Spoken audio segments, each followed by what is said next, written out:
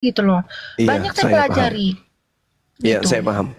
Yang pastor tadi itu mungkin bukan pastor dia. Apalagi Olan tidak kenal dia dari dulu. Mungkin orang baru ngaku-ngaku pastor. Bisa jadi. Artinya oknum. Nah, cuman masalahnya kenapa dia nggak mau berdiskusi. Padahal kan sudah diberi jalan berdiskusi, udah diajak sini dan dia iyakan. Kenapa sekarang dia nggak mau gitu berdiskusi? Apa alasannya Iya, katanya? tunggu dulu ya. Intinya gini ya, Bang Bang Zuma gini. Iya, Saya punya pertimbangan dalam diri saya ya. Cuma kalau untuk mengucapkan ya Abang bilang tadi itu Islam harus mengucapkan yang 2 kalimat syahadat itu ya mungkin saya belum bisa. Saya punya pertimbangan. Cuman gini, tapi saya meyakini ya, saya meyakini bahwa Tuhan Allahmu itu adalah Allah saya, dan saya meyakini yang kamu yakini Nabi kamu yang buta huruf itu adalah Nabi saya juga. Udah saya meyakini itu. Kenapa beberapa hari ini dan hampir 1 minggu lebih saya mencari kebenaran, ya ada saya temuin itu walaupun beberapa persen lah itu gitu kan. Nah, cuman saya meyakini itu Tuhan itu Tritunggal yang kamu bilang itu. Itu sih. iya, iya, iya, iya, Masya Allah. Ya, syukur Alhamdulillah.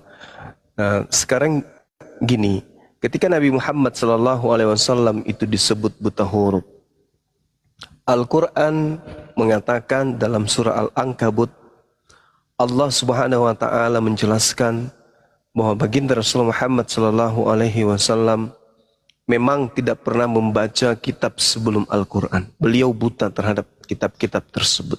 Wa ma kunta tatslu min qablihi min kitaba wa la takhuttu biyaminika idzal lartaba mubtilun. Engkau wahai Nabi Muhammad tidak pernah membaca sesuatu kitab sebelum Al-Quran, dan engkau tidak pernah menulis sebuah kitab, dan sekiranya engkau pernah membaca dan menulis, niscaya ragulah orang-orang yang mengingkarinya. Nah, kenapa Nabi Muhammad itu bisa memberikan pengajaran berupa Al-Quran? Al-Quran itu ada rukun iman, ya, ada rukun Islam, rukun-rukunnya, tata cara ibadahnya, semuanya, fikihnya ada, semua dipelajari dalam Al-Quran. Bersumber dari satu orang saja, yaitu baginda Rasulullah Muhammad SAW. Dia tidak pernah belajar, tidak mengerti sejarah, tidak pernah ke Roma, tidak pernah ke Yunani, tidak pernah ke Yerusalem untuk mengkaji, mempelajari kemudian kitab-kitab terdahulu.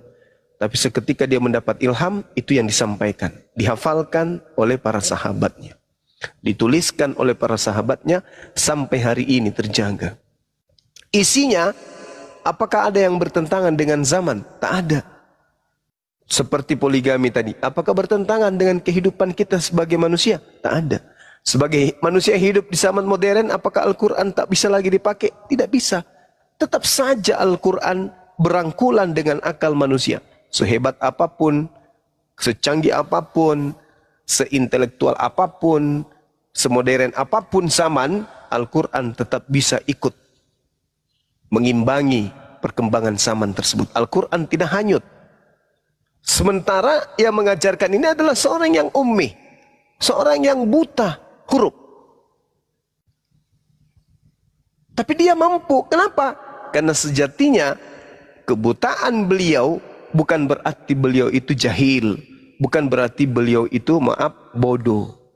Tetapi kebutaan beliau untuk menutup, ya, tuduhan-tuduhan bahwa beliau mampu menguraikan itu karena dia memang membaca kitab sebelumnya, membaca kitab yang ada pada masanya dan seterusnya. Tapi dengan beliau buta huruf, bagi kita yang berakal tidaklah mungkin seseorang yang tidak mengetahui baca tulis bisa mengajarkan sebuah kitab yang begitu sempurna. Coba, di Indonesia ada berapa profesor, ada berapa doktor, ada berapa kemudian orang-orang yang berkecimpung sebagai aktivis ilmu.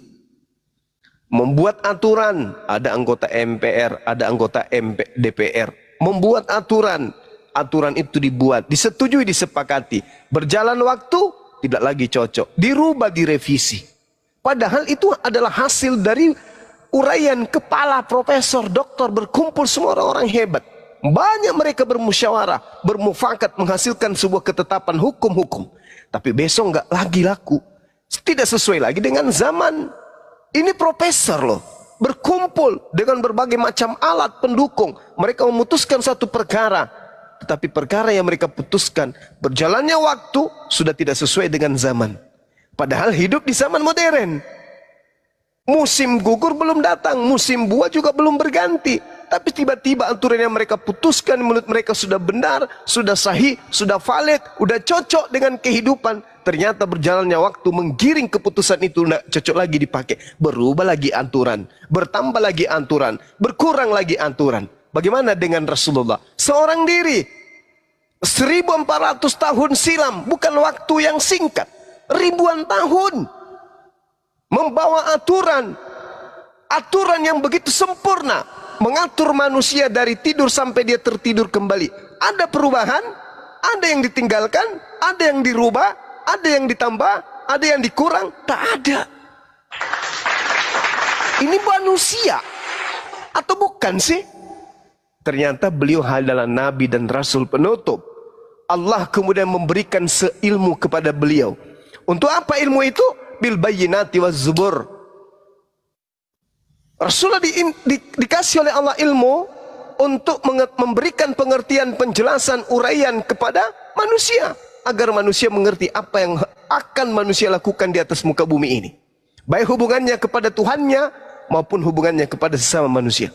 Seorang diri berbeda dengan penulis Bible, hidup di zaman yang sudah ada peradaban Romawi, peradaban Yunani. Mereka sudah hidup di keadaan yang begitu canggih pada masanya. Tapi apa yang mereka lakukan? Melakukan penyelidikan, melakukan kemudian salin menyalin dan seterusnya. Toh masih ada yang disisipkan, toh masih ada yang ditambahkan, masih ada yang dikurangi, masih ada dikoreksi, masih ada direvisi dan seterusnya. Padahal mereka banyak, mereka berkongko-kongko. Baginda Rasul Muhammad SAW seorang diri memberikan ilmu, berbagai macam disiplin ilmu kemudian yang diambil, yang ditarik dan disimpulkan dari kitabullah Al-Quranul Karim. Itu Rasulullah. Itulah bukti kebenaran Islam. Mujizat yang Allah berikan kepada Rasulullah melalui Al-Quran. Karena Al-Quran menguraikan semua apa yang dibutuhkan oleh kehidupan manusia. Maka mujizat satu-satunya yang masih ada di atas muka bumi ini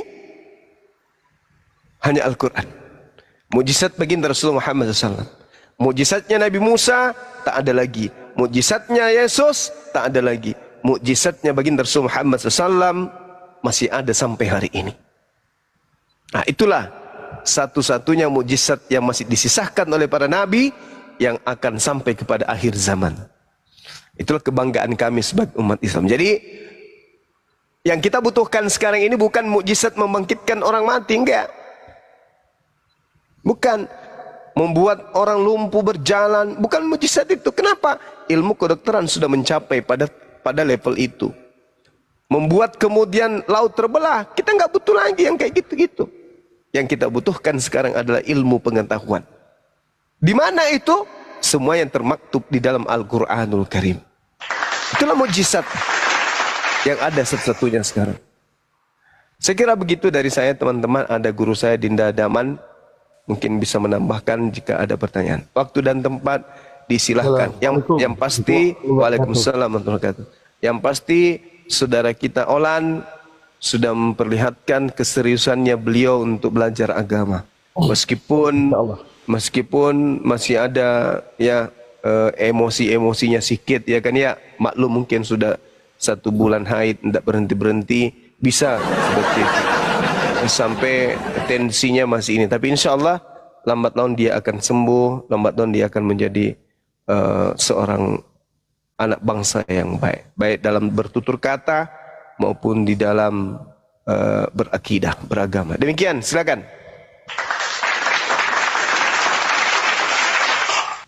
Assalamualaikum warahmatullahi wabarakatuh. Ya, lanjut dulu. Ya, tapi ada beberapa, tapi nanti saja. Karena lagi ada Kak Meriati juga di sini. Dilanjut dulu, Ustaz Alif dan yang lain. Oke, makasih Bang Sumat. Terima kasih penjelasannya. Satu lagi Bang. Kan ini tadi rentetannya dari poligami langsung ke nabi-nabi, mujizat dan lain sebagainya. Dalam Muslim itu, halo Bang. Iya, lanjut. Dalam Muslim itu kan nabi-nabi itu sudah diberikan jawab masing-masing ya, seperti itu. Nah, saudara-saudara Kristen itu biasa mengatakan seperti ini. Kalau memang Nabi Isa Al-Masih itu bukan Tuhan, mengapa ketika hari penghakiman di akhir zaman itu, mengapa di dalam Al-Quran ditugaskan Nabi Isa, bukan Muhammad yang mereka junjung sebagai Rasulullah? Mengapa Nabi Isa yang ditugaskan untuk datang menghakimi seperti itu? Nah, itulah yang menjadi pegangan kekuatan bagi saudara-saudara Kristen bahwa di akhir zaman itu Tuhan saya sendiri yang datang untuk mengatakan bahwa inilah aku, jalan keselamatan, seperti itu. Dan di Muslim sendiri, di Al-Quran sendiri menyaksikan itu. Apakah itu benar atau gimana Bang? Iya, baik. Kenapa Nabi Isa yang turun? Alasannya karena ada tugas yang harus dia selesaikan. Apa tugas itu? Menghakimi. Ketika dia datang sebagai hakim, berarti ada yang terdakwa. Siapa yang terdakwa ini? Mereka yang telah mempermalukan Nabi Isa di hadapan pencipta. Makanya dalam Al-Quran itu beliau ditanyai, wa isqalallahu ya Isa bin Maryam a'anta qulta linnas, wahai engkau Isa, hambaku, ciptaanku yang kuciptakan tanpa ayah, apakah engkau yang mengajarkan orang-orang tersebut mempertuhankan, menjadikan engkau sebagai Tuhan selain daripada aku? Apa kata Nabi Isa? Qala subhanaka ma yakunu li an aqula ma laysa li bihaqq. Maha suci engkau wahai Tuhanku, tidaklah patut aku berkata sesuatu yang bukan hakku untuk aku katakan. Jika aku mengatakan itu, pasti engkau mengetahui. Ma qultu lahum illa ma amartani bi ani abudullah rabbi wa rabbakum. Aku hanya berkata, mengajarkan kepada mereka, sembahlah Allah Tuhanku dan Tuhanmu. Sehingga Al-Quran mengatakan, wa idza husyiran nasu, apabila nanti manusia dikumpulkan, dihimpunkan, apa yang mereka sembah selain daripada Allah akan menjadi musuh bagi mereka. Artinya Yesus itu adalah manusia yang disembah oleh manusia selain daripada Allah. Apakah Yesus akan memusuhi Kristen? Matius 7, 22, 23. Ternyata betul, Yesus memusuhi orang Kristen. Lalu kemudian di dalam Al-Quran ayat yang sama, dan pemujaan-pemujaan yang mereka lakukan ketika hidup di dunia akan diingkari. Apakah Yesus mengingkari penyembahan Kristen? Ternyata Matius 7 nomor 22 sampai 23. Betul, mereka yang memanggil Yesus Tuhan, memuji Yesus, bernubuat, mengusir setan, bermujizat, ternyata ditolak oleh Yesus. Apa kata Yesus? Enyahlah daripadaku, kalian semua adalah pembuat kejahatan. Itu yang kedua, yang pertama. Yang kedua, Nabi Isa turun ke atas muka bumi ini untuk apa? Wa immin ahlil kitab illa la yu'minanna bihi qablal mauti wa yaumal qiyamati yakunu alaihim syahida. Itu kata Al-Quran. Tidak ada seorang pun di antara ahli kitab yang tidak beriman kepada Nabi Isa alaihissalam menjelang kematiannya. Dan pada hari kiamat Nabi Isa akan menjadi saksi atas mereka. Lalu kemudian ketika Nabi Isa turun sebagai hakim, siapa yang mau dihakimi? Umat Islam mau dihakimi. Apa alasannya umat Islam mau dihakimi? Nabi Isa tidak datang untuk umat Islam. Nabi Isa datang untuk Bani Israel. Maka yang dihakimi adalah mereka yang terdakwa. Kenapa mereka terdakwa? Karena mereka melakukan pengingkaran-pengingkaran kepada ajaran Nabi Isa ketika Nabi Isa datang kepada Bani Israel. Apa yang dikatakan oleh Nabi Isa alaihissalam? Makultu lahum, saya tidak berkata sesuatu yang bukan hakku. Yang aku katakan, sembahlah Allah Tuhanku dan Tuhanmu. Di dalam Yohanes 12 nomor 48. Apa kata Yesus? Barang siapa yang menolak aku dan tidak menerima firmanku, dia sudah ada hakimnya, yaitu firman yang telah aku katakan kepada mereka. Firman itulah kelak yang akan menjadi hakimnya di akhir zaman. Ada Yesus memerintahkan manusia beribadah pada hari Minggu? Tak ada. Ada Yesus memerintahkan kemudian menyembah dirinya? Tak ada. Ada Yesus mengajarkan makan babi? Tak ada. Ada Yesus mengajarkan untuk merasulkan Paulus? Tak ada. Ada Yesus mengajarkan untuk ke gereja? Tak ada. Ada Yesus mengajarkan untuk tidak bersunat? Tak ada. Lalu apa kemudian bisa dihakimi di Islam dari Yesus? Tak ada. Yang dihakimi adalah orang yang mengaku-ngaku pengikutnya, membawa-bawa pengikutnya, tetapi mempermalukan dirinya di hadapan Tuhannya. Makanya dikatakan datangnya Yesus menghakimi berdasarkan dengan perkataan dan firman yang ia sampaikan kepada Bani Israel. Matius 10 nomor 5 nomor 6 misalnya. Yesus berpesan kepada ke-12 muridnya. Apa pesan Yesus? Wahai muridku, ya paman, jangan kau ke bangsa lain, tapi pergilah kepada domba yang sesat dari bangsa Israel. Kata siapa? Kata Yesus. Yesus nanti kelak datang menghakimi orang-orang ini. Kau pada saat aku nasihatkan jangan ke bangsa lain, ada di antaramu yang pergi ke bangsa lain sampai orang-orang ini menuhankan aku. Oh tidak Yesus, sepeninggalmu kami teraniaya, sepeninggalmu kami dibunuh, sepeninggalmu kami dipenjara, sepeninggalmu kemudian kami dihakimi. Siapa pelakunya? Sang pembinasa keji yang duduk dan ngaku-ngaku sebagai pengikutmu, ngaku-ngaku sebagai utusanmu, ngaku-ngaku sebagai rasulmu. Siapa namanya? Itu dia, Paulus. Dialah yang menyebabkan engkau menjadi Tuhan setelah engkau terangkat. Sedangkan tak ada firman yang kau sampaikan kepada kami, sembahlah aku, Tuhankanlah aku adalah firman yang menjadi manusia, aku adalah Bapa yang inkarnasi jadi manusia. Kamu tidak pernah mengatakan itu, makanya kami tidak pernah menuhankan dirimu. Hanya mereka, golongan orang-orang yang dari barat, yang kemudian mempertuhankan dirimu. Inilah Nabi Isa datang. Ngapain Nabi Muhammad datang? Untuk apa? Lo umatnya menerimanya sebagai rasul, umatnya menerimanya sebagai nabi. Tak ada kemudian kewajiban untuk beliau datang. Sedangkan Nabi Isa diangkat ke langit, turun ke bumi untuk mempermalukan orang-orang yang telah mempertuhankan dirinya dengan mengatasnamakan Yesus. Ini yang terjadi dan itu dibenarkan oleh Bible. Yesus berkata, aku tidak berkata-kata dari diriku sendiri. Apa yang kau dengar dari aku, itu bukan dari aku, tapi dari dia yang telah mengutus aku. Yohanes 14 nomor 27. Adakah Yesus mengajarkan Tuhankanlah aku? Jadilah kalian Kristen, ibadahlah minggu, Natalanlah kalian. Ada Yesus mengajarkan itu? Tak ada. Nah, orang-orang yang melakukan prosesi-prosesi tersebutlah yang kelak akan dihakimi oleh Yesus. Mana endingnya? Matius 7 nomor 22 sampai nomor 23. Mana endingnya? Matius 23 nomor 15, nomor 36 dan seterusnya. Ini fakta real sesuai dengan data yang ada di dalam Bible dan juga yang ada dalam Al-Quran. Makanya ia datang. Kenapa dia datang sebagai hakim? Karena ada yang terdakwa. Siapa yang terdakwa? Yang menggantikan ajarannya dengan ajaran manusia. Aku datang bukan untuk meniadakan, tapi untuk menggenapi. Menggenapi berarti menyempurnakan.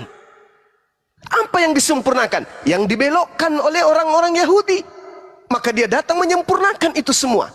Bukan justru menghilangkan. Sedangkan Paulus mengajarkan, dengan matinya Yesus di atas tiang salib, dia telah membatalkan hukum Taurat beserta segala perintah yang ada di dalamnya. Efesus 2 nomor 15. Ada Yesus pernah mengajarkan itu sebelumnya? Tidak. Makanya Yesus selalu mengatakan, waspadalah, waspadalah, waspadalah. Kepada siapa? Kepada orang Farisi.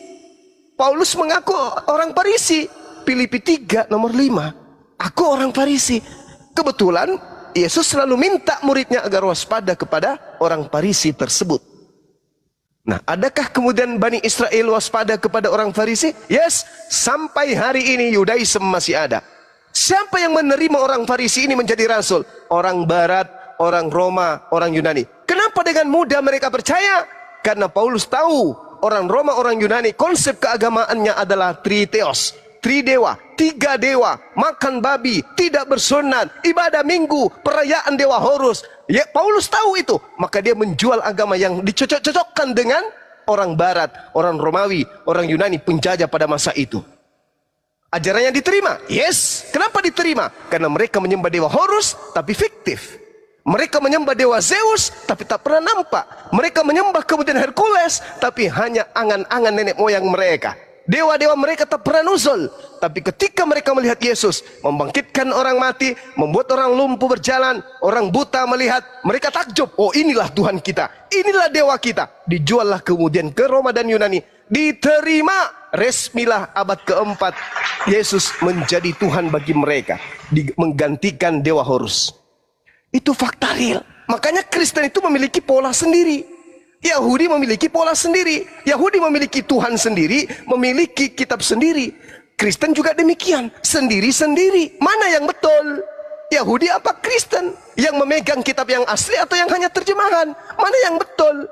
Yang menuhankan Tuhan pencipta langit dan bumi atau yang menuhankan utusan Tuhan pencipta langit dan bumi? Mana yang betul? Kesalahan inilah sehingga Allah mengutus Islam dengan Al-Quran untuk meluruskan. Ya ahlal kitab, ja'akum rasuluna yubayyinu lakum.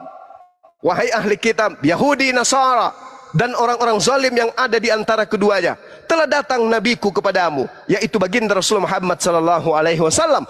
Barang siapa yang ingin selamat, ikut. Dia membawa kitabullah, dia membawa cahaya, yaitu dinul Islam. Ikut. Tapi kalau kamu tidak ikut, hendak kemana kalian pergi? Nah itu jadi Nabi Isa alaihissalam itu datang untuk menghakimi orang-orang. Kalaupun umat Islam juga dihakimi, ayo kami siap. Umat Islam dihakimi. Bang Suma, kadia, ya paman, maju di depan, siap komandan. Apa bos Yesus? Kau kenapa tidak menuhankan aku? Haits, hidup kekal itu kau katakan dalam kitabmu. Apa dalam kitabmu? Fat, di dalam kitabmu. Sembahlah Allah Tuhanku dan Tuhanmu. Hidup kekal itu mengenal Yesus Kristus yang diutus atau mengutus? Yang diutus Bang Suma. Aku mengimanimu sebagai utusan. Salah enggak saya? Oh enggak salah, kamu betul. Bagaimana? Saya dihakimi? Ya saya sudah menghakimimu, tapi saya tidak menemukan kesalahan padamu. Kau mengimani Tuhanku adalah Tuhanmu Bang Suma? Ya paman. Kau mengimani aku utusan Tuhanku? Ya, saya imani. Engkau adalah utusan Tuhanku. Kau imani aku rasul untuk Bani Israel? Ya, saya imani kamu sebagai rasul nabi untuk Bani Israel. Saya mau dihukum? Oh, tidak ada hak saya menghukummu Bang Suma. Kau sudah betul. Hidup yang kekal. Panggil bom-bom. Bom-bom kadia. Baik paman. Wah, ini bagus ini bom-bom. Kamu gemuk. Kamu gemuk ini. Kenapa kau gemuk? Saya makan perpuluhan paman. Kamu Bani Lewi? Bukan, saya Bani Toraja. Emang ada perintah Tuhan untuk memberikan perpuluhan kepada Bani Toraja? Mana dalilnya? Tak ada, dicambuklah dia. Kesalahan pertama. Kau ke gereja siapa yang suruh? Kakek, cambuk kedua. Kau menyembahku siapa yang kau ikuti? Paulus, cambuk ketiga. Kau makan babi, contoh siapa? Kau tidak bersunat, siapa kau contohi? Bla bla bla seterusnya. Enyahlah daripadaku kau bom-bom. Kau pembuat kejahatan, aku tidak mengenal engkau. Yang lolos Bang Suma. Luar biasa. Itu fakta, itu real. Kan dikatakan di dalam Yohanes 12:48. Barang siapa yang menolak aku, barang siapa yang tidak menerima firmanku, dia sudah ada hakimnya, yaitu firman yang telah aku katakan kepada mereka. Firman itulah kelak yang akan menjadi hakimnya di akhir zaman. Aku akan minta kepada Bapa, Yohanes 14 nomor 26. Apa kata Yesus nomor 16? Aku akan minta kepada Bapa seorang manusia penolong lain yang akan mengajarkan, membimbing kepadamu segala sesuatu berkaitan dengan kebenaran, keadilan, penginsapan dunia akan dosa. Aku akan minta, ikutlah kepada dia. Masih banyak yang ingin aku ajarkan kepadamu, tapi kamu belum sanggup untuk menanggungnya. Tapi ketika ia datang, yaitu seorang penolong lain, dialah yang akan membimbing kalian kepada setiap kebenaran, keadilan, penginsapan dunia akan dosa. Adalah benar jikalau aku pergi. Sebab jikalau aku tidak pergi, seorang penolong itu tidak akan datang kepadamu. Tetapi kalau aku pergi, dia akan datang. Dia akan tidak berkata-kata dari dirinya, melainkan yang disampaikan adalah apa yang didengarnya. Kemudian dia akan memuliakan aku. Dia akan memuliakan aku. Siapa dia? Seorang penolong lain itu. Inilah yang diterangkan dalam Al-Quran. Wa iz qala Isa bin Maryam ya bani Israel inni rasulullahi ilaikum musaddiqan lima baina yadayhi minat Torah wa mubashiran bi rasuli ya'ti min ba'di ismuhu Ahmad Muhammad. Makanya ketika Yesus datang, dia hanya untuk Bani Israel. Ketika Nabi Muhammad datang, dia adalah Nabi Rasul penutup untuk seluruh umat manusia. Makanya saudara Kristen itu kehilangan arah. Loh, kok bisa begitu? Oke, saya buktikan. Wahai saudaraku Kristen, siapa nabimu? Nabi Kristen siapa? Nabi Daud? Bukan. Salomo? Bukan. Musa? Bukan. Abraham? Bukan. Yesus? Bukan. Nabinya Kristen siapa? Kitabnya banyak. Markus, Matius, Yohanes. Banyak kitabnya orang Kristen. Tapi nabinya siapa? Sebutkan satu aja. Tak ada, paman. Terus bait suci. Mana bait sucinya orang Kristen?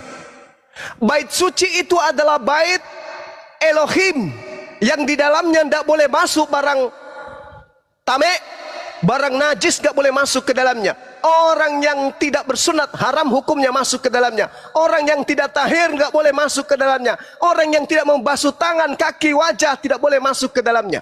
Tidak boleh. Orang yang makan babi, makanan-makanan yang dinajiskan, yang diharamkan oleh Torah, haram hukumnya masuk ke dalam. Mana bait sucinya orang Kristen? Tak ada. Yang ada cuman gedung, tempat bernyanyi-nyanyi, hari Minggu, hari Sabtu, dan seterusnya. Bait sucinya mana? Tidak bisa dikatakan suci kalau di situ masih ada pemakan babi, nggak bisa. Tidak boleh dikatakan suci kalau di situ masih ada makan anjing. Masih tidak bersunat, tidak boleh. Tidak mandi junub, tidak boleh dikatakan bait suci. Coba kita lihat di Yehezkiel 44 nomor 9, nomor 6, nomor 7, nomor 8. Apa kata Elohim di sana? Sekian banyak pelanggaran yang engkau lakukan wahai Bani Israel. Tapi ada satu pelanggaran yang sangat-sangat menyakitkan hatiku, yaitu engkau memasukkan orang-orang yang tidak bersunat qulub masuk ke dalam tempat ibadahku. Yesaya 52 nomor 1. Tidak boleh orang yang tidak bersunat nonot masuk ke dalam bait suciku. Bahkan Wahyu 21:27, tidak boleh orang yang tidak bersunat nonot masuk ke dalam surga. Lalu ketika Yesus datang mencari orang-orang yang bersunat, yang melakukan pemberkatan terhadap Abraham, dihimpun mereka kemudian oleh Yesus menuju kepada Yerusalem baru, di mana Yerusalem tidak boleh dimasuki oleh orang-orang yang tidak bersunat. Tidak boleh masuk orang-orang yang makan babi. Yesaya 44, Yesaya 66 nomor 15, 16, 17. Gak boleh orang yang makan babi masuk ke sana. Lalu Kristen mau dihimpun dan digiring kemana? Yerusalem baru hanyalah tempat orang yang tidak makan babi dan anjing, dan orang yang bersunat, orang yang mandi tahir, orang yang ditahirkan, orang yang mandi junub. Islam ada lolos masuk ke sana. Kristen mau dibawa ke mana? Mandi junub kagak, mandi tahir kagak, membasuh kaki, wajah, tangan untuk masuk ke bait suci kagak. Mereka tidak punya bait suci. Mereka tidak bersunat hati, apalagi qulub. Orang yang bersunat hati adalah orang yang memotong kesombongan, keangkuhan, yaitu tunduk berserah diri kepada aturan Tuhan. Tapi Kristen tak ubahnya seperti apa yang terjadi pada Nabi Adam alaihissalam. Apa kata Allah kepada Nabi Adam? Wahai Adam, diamilah surga ini, Eden ini bersama dengan istrimu. Makan semua yang ada kecuali satu. Jangan kau makan satu ini. Tapi iblis datang. Hei, justru kalau kau makan, maka kau akan hidup kekal. Makan, tidak ada yang haram. Makan pokoknya. Semua yang diharam, yang dihalalkan, makan. Yang satu itu justru harus lebih kau makan lagi. Ketika kemudian para nabi datang, khususnya bani-bani di tengah nabi di tengah Bani Israel, aturan Tuhan datang, jangan makan ini, jangan makan itu, jangan makan ini, jangan makan itu. Datang iblis, tak ada, semua halal, makan. Makan pokoknya. Ibrani 6 nomor 1, jangan lagi kau tunduk kepada asas-asas lama. Sekarang kita tunduk kepada asas baru karena Yesus Kristus. Kolose 2, jangan lagi kau mau diatur oleh aturan-aturan. Jangan makan ini, jangan kecap itu, jangan minum ini. Jangan kau tunduk semua itu. Semuanya tak ada artinya. Yang penting sekarang kita hidup dalam Yesus Kristus. Kira-kira Paulus ini dengan iblis yang mempengaruhi Adam makan segala makanan di surga itu bedanya apa? Sementara pada endingnya Yesaya 66 nomor 16 nomor 17, Tuhan akan datang dengan nyala apinya untuk membakar seluruh manusia yang telah mengikuti seseorang yang mengikuti taman-taman teos dewa dan mengikuti seorang yang makan babi, binatang-binatang yang menjijikkan dan makan tikus. Mereka semua akan dihabiskan oleh Tuhan. Demikianlah firman Tuhan. Siapa mereka pemakan babi ini? Na'udzubillah summa na'udzubillah. Siapa mereka yang tidak bersunat ini? Na'udzubillah summa na'udzubillah. Sedangkan tanda perjanjian pengikut Abraham alaihissalam adalah sunnat. Kode alam. Siapa pengikut agama tauhid? Agama yang diajarkan oleh Allah melalui Nabi Abraham? Lihat nonotnya, periksa nonotnya. Kalau masih pakai helm, itu di luar daripada ajaran Tuhan, di luar dari perjanjian kekal Tuhan kepada Bani Israel, Bani Ismail keturunan Abraham. Umat Islam alhamdulillah mengikuti apa yang diajarkan oleh Nabi Muhammad SAW, bersunnat.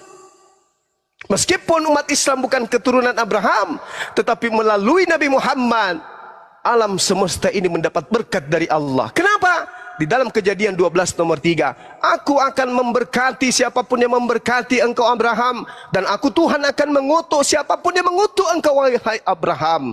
Umat Islam dibandingkan orang Kristen, hanya umat Islam lah yang melakukan pemberkatan setiap saat kepada Abraham alaihi salam.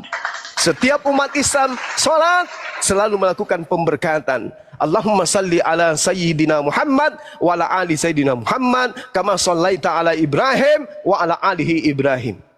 Jelas itu. Tapi kalau Kristen, ada enggak dia melakukan pemberkatan kepada Abraham? Tak ada. Yang ada membenci ajaran Abraham. Abraham mengajarkan satu Tuhan, diganti 3 Tuhan. Abraham mengajarkan sunat kulub, diganti tidak sunat. Abraham mengajarkan korban hewan binatang, diganti dengan korban manusia.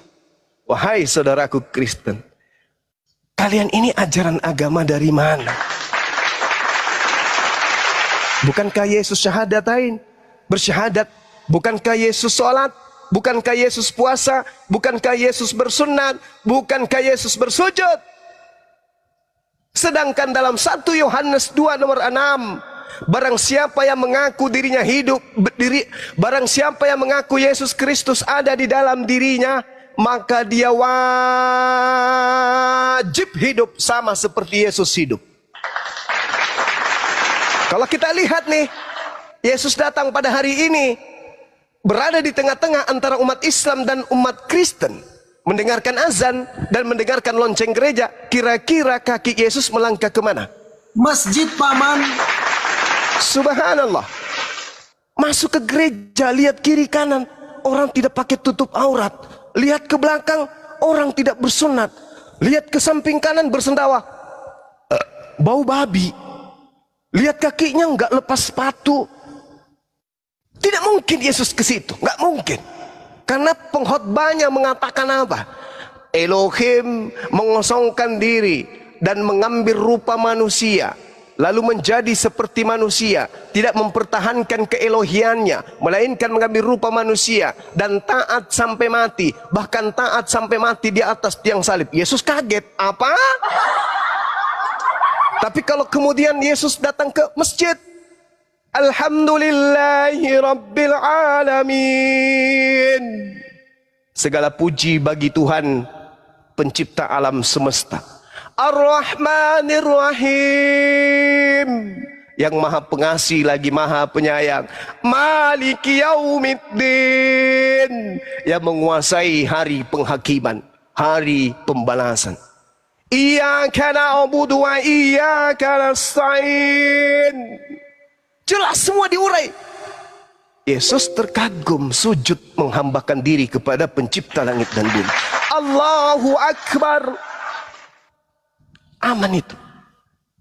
Demikian juga adanya ketika andai saja Yesus hari ini hadir di tengah-tengah kita.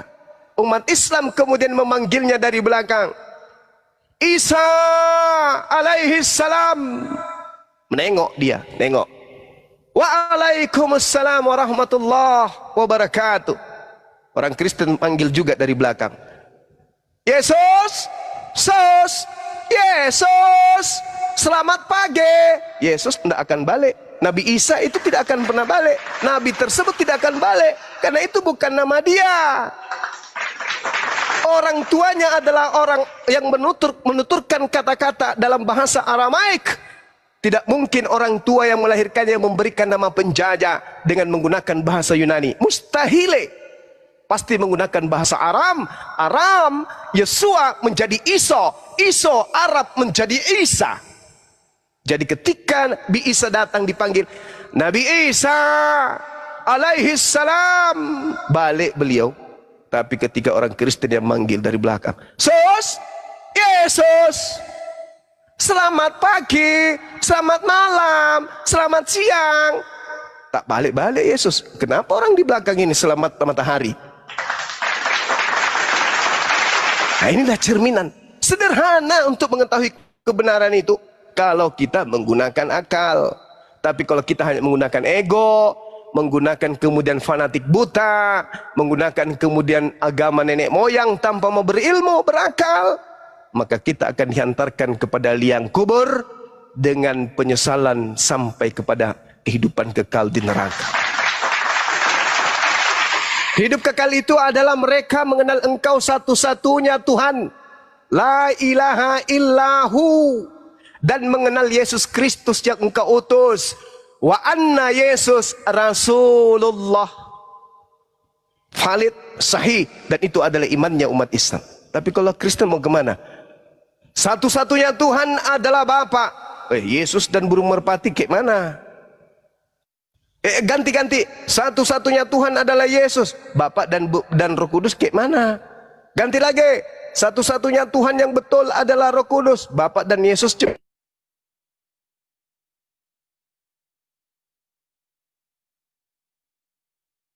Sabar ya, koneksi. Sabar. Musuh terberat orang Kristen itu Islam. Karena Islam mengagungkan Yesus yang adalah Nabi Isa di kami. Beliau tidak mati terkutuk. Beliau tidak diludahin, tidak ditampar, tidak diseret, tidak ditonjok, tidak ditelanjangin, tidak digantung, tidak dibunuh, tidak disalib. Tapi kalau Kristen tidak mau terima itu. Oh tidak, Yesus itu mati, terkutuk demi dosa-dosa kami.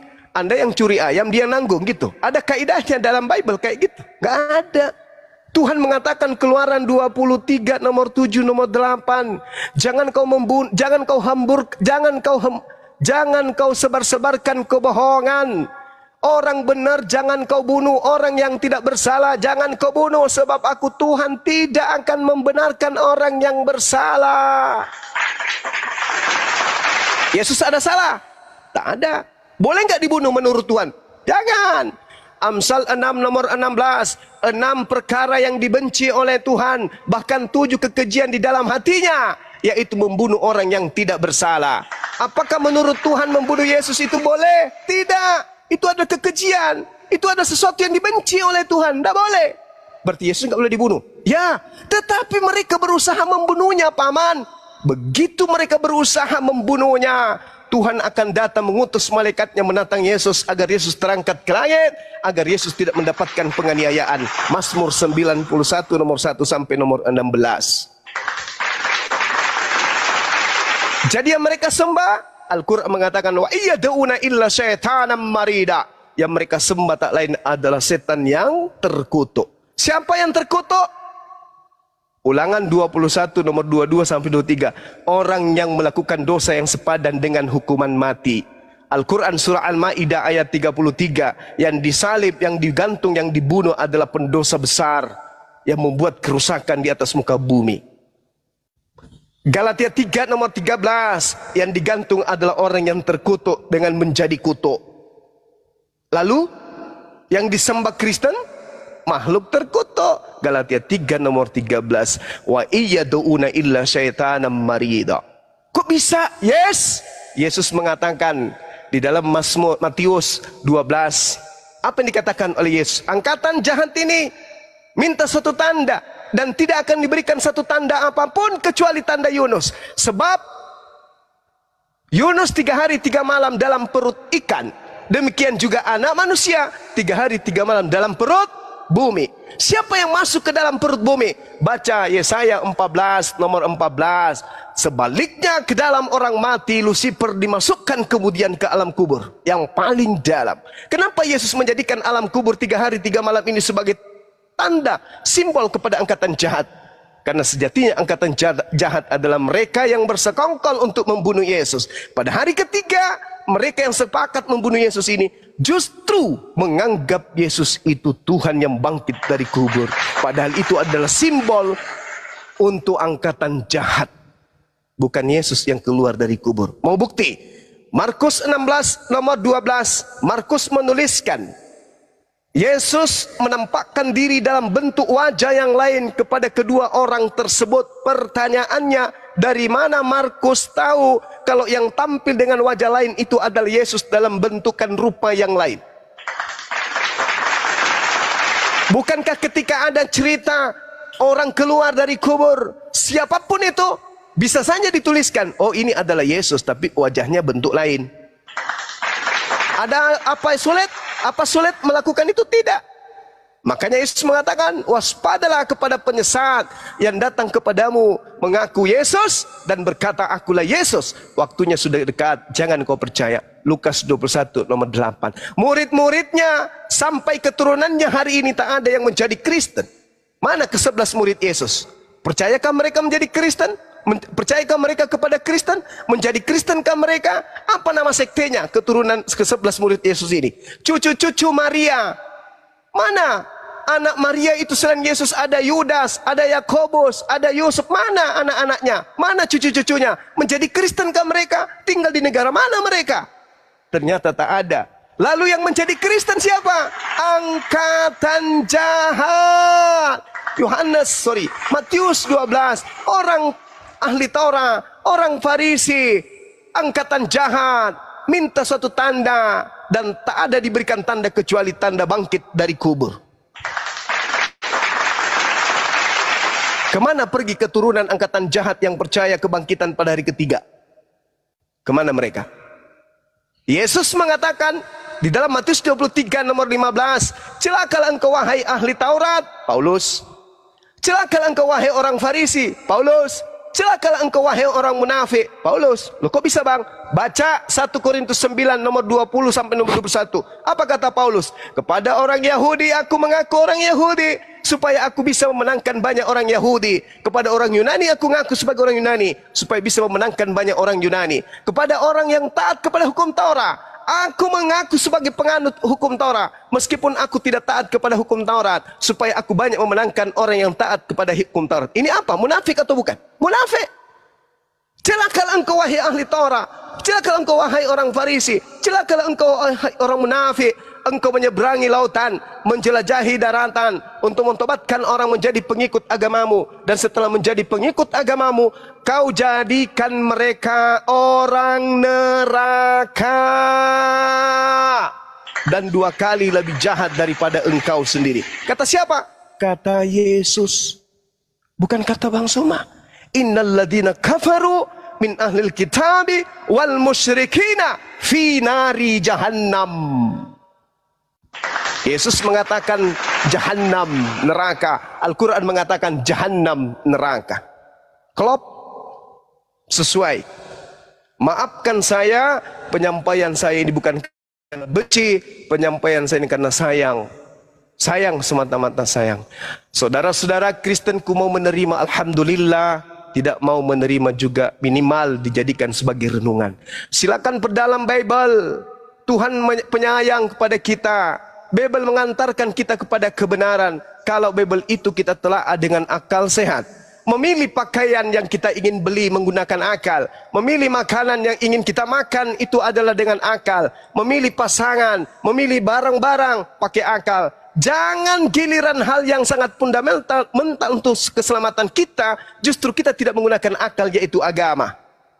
Kalau memilih yang lain menggunakan akal, maka untuk memilih agama pun harus menggunakan akal. Jangan karena keturunan, karena iman itu harus bertumbuh. Bertumbuh dengan apa? Dengan ilmu, bukan dengan akal-akalan. Ingat kata Paulus, bukan kata Paulus sih, karena kita nggak tahu siapa penulisnya kitab Ibrani itu. Apa yang dikatakan di sana? Iman tanpa perbuatan adalah buta. Pertanyaan saya, iman tanpa akal apa namanya? Iman tanpa akal apa namanya? Silakan sahabat-sahabat renungkan. Demikian dari saya. Buta. Mudah-mudahan ada yang bisa dipetik sebagai pelajaran. Yang tidak baik silakan dibuang. Demikian. Terima kasih. Izin bertanya Mas Zuma. Luar Bang, biasa. tadi izin dulu. Iya. Ini masih ke Ibu Mary dulu, sabar ya. Silakan Bu Mary. Luar biasa. Saya sampai nangis Bang Suma. Allahu Akbar. Masya Allah. Subhanallah. Oh, luar biasa.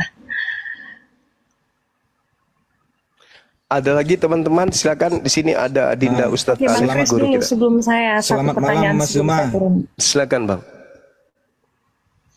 Tadi Mas Zuma telah banyak menjelaskan Islam itu kan kata Mas Zuma jalan keselamatan. Ya, Nah, sekarang saya bertanya, tadi Mas Zuma kan telah banyak menjelaskan keselamatan dalam kelamin pria, Islam dengan berpoligami. iya. Sekarang coba jelaskan perkara dan contoh agama Islam menyelamatkan umatnya untuk membantu masyarakat miskin yang tertindas agar mereka selamat. Coba jelaskan Mas Zuma. Iya. Baik. Jadi di Islam itu Bung, ada yang disebut infak, ada yang disebut sedekah, ya, ada yang disebut zakat. Itu semua dimanfaatkan kemudian untuk kemaslahatan umat. Itu dalam Islam. Jadi kalau perkara seperti itu di Islam itu lengkap ajarannya. Orang-orang miskin disantuni, janda-janda tua disantuni. Zakat Bung, zakat itu diberikan kepada mereka. 4 komponen, diantaranya fakir dan juga miskin. Itu. Tapi kan kita tahu Mas Zuma, di Indonesia ini terbanyaklah orang miskin kita. Apakah itu ajaran keselamatan? Mayoritas yang miskin itu Islam. Ya, karena Indonesia Islamnya 87%, Kristen cuman 7%, Katolik cuman 2,9%.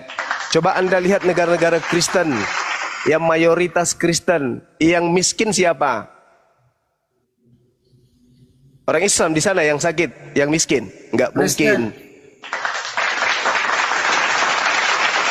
Coba berikan contohnya Mas Zuma yang telah berjalan gitu. Apa yang Anda butuhkan di Islam? Tapi kan Di Islam jalan keselamatan. Ya emang betul. Terus selamat itu dilihat dari harta gitu maksudnya.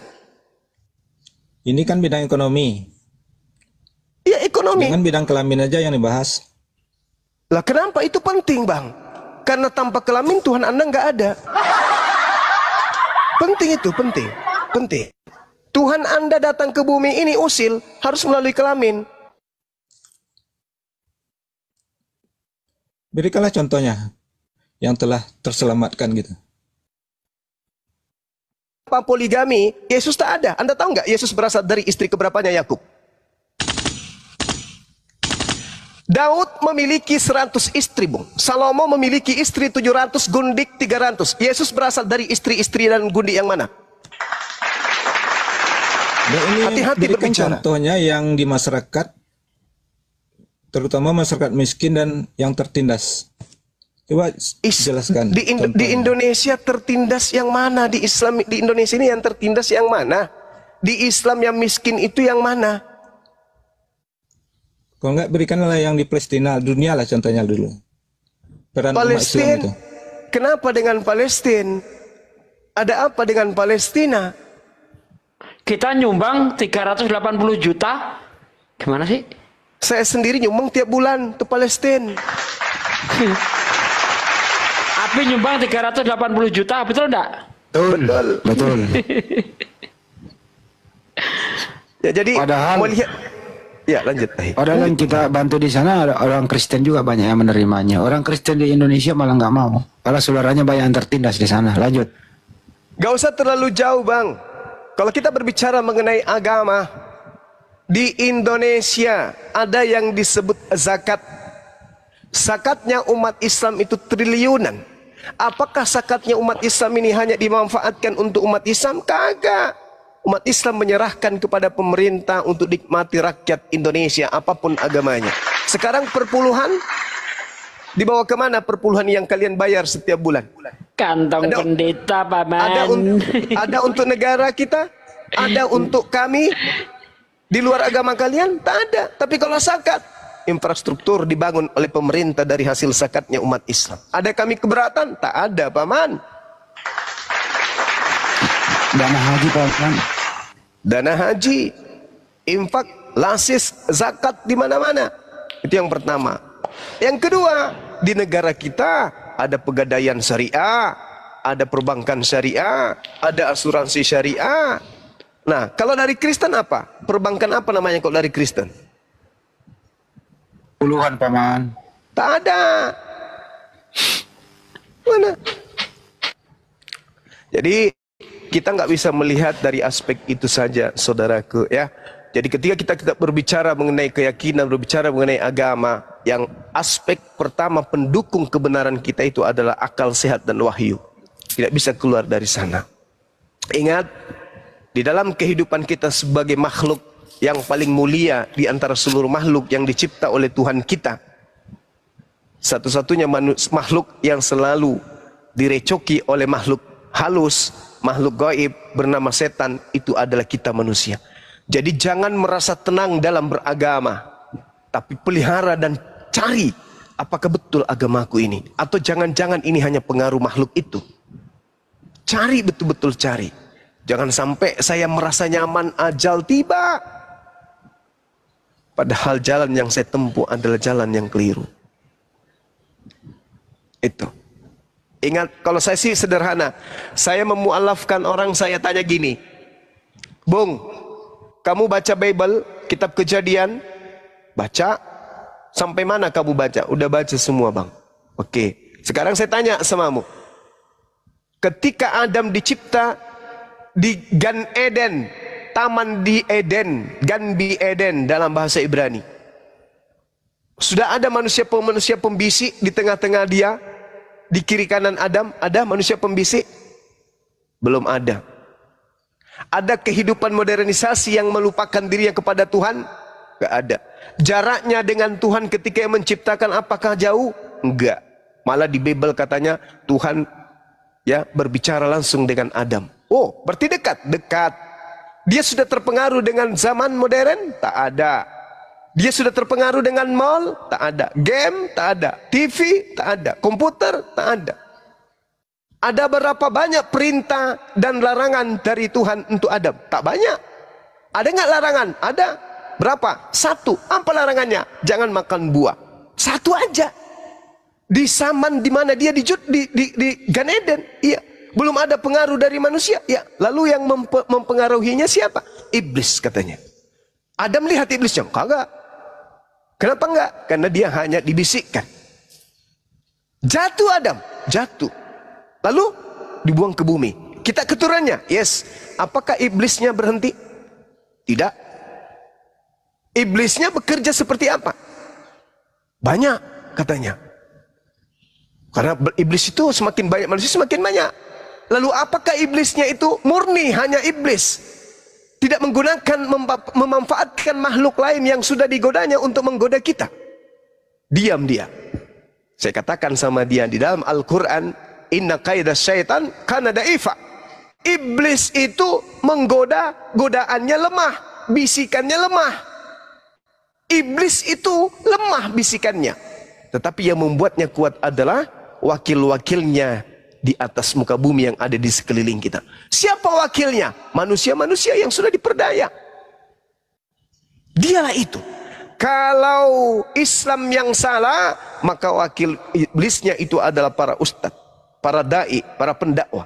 Tapi kalau Kristen yang salah, maka wakil-wakil setannya itu adalah pastor, pendeta, dan seterusnya, penatua dan seterusnya. Kenapa? Karena mereka yang punya kemudian kekuatan untuk menggalang jemaat.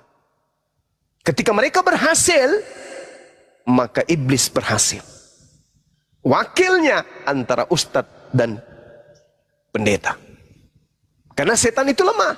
Yang membuatnya kuat adalah saudara-saudaranya, pasukan-pasukannya di lapangan.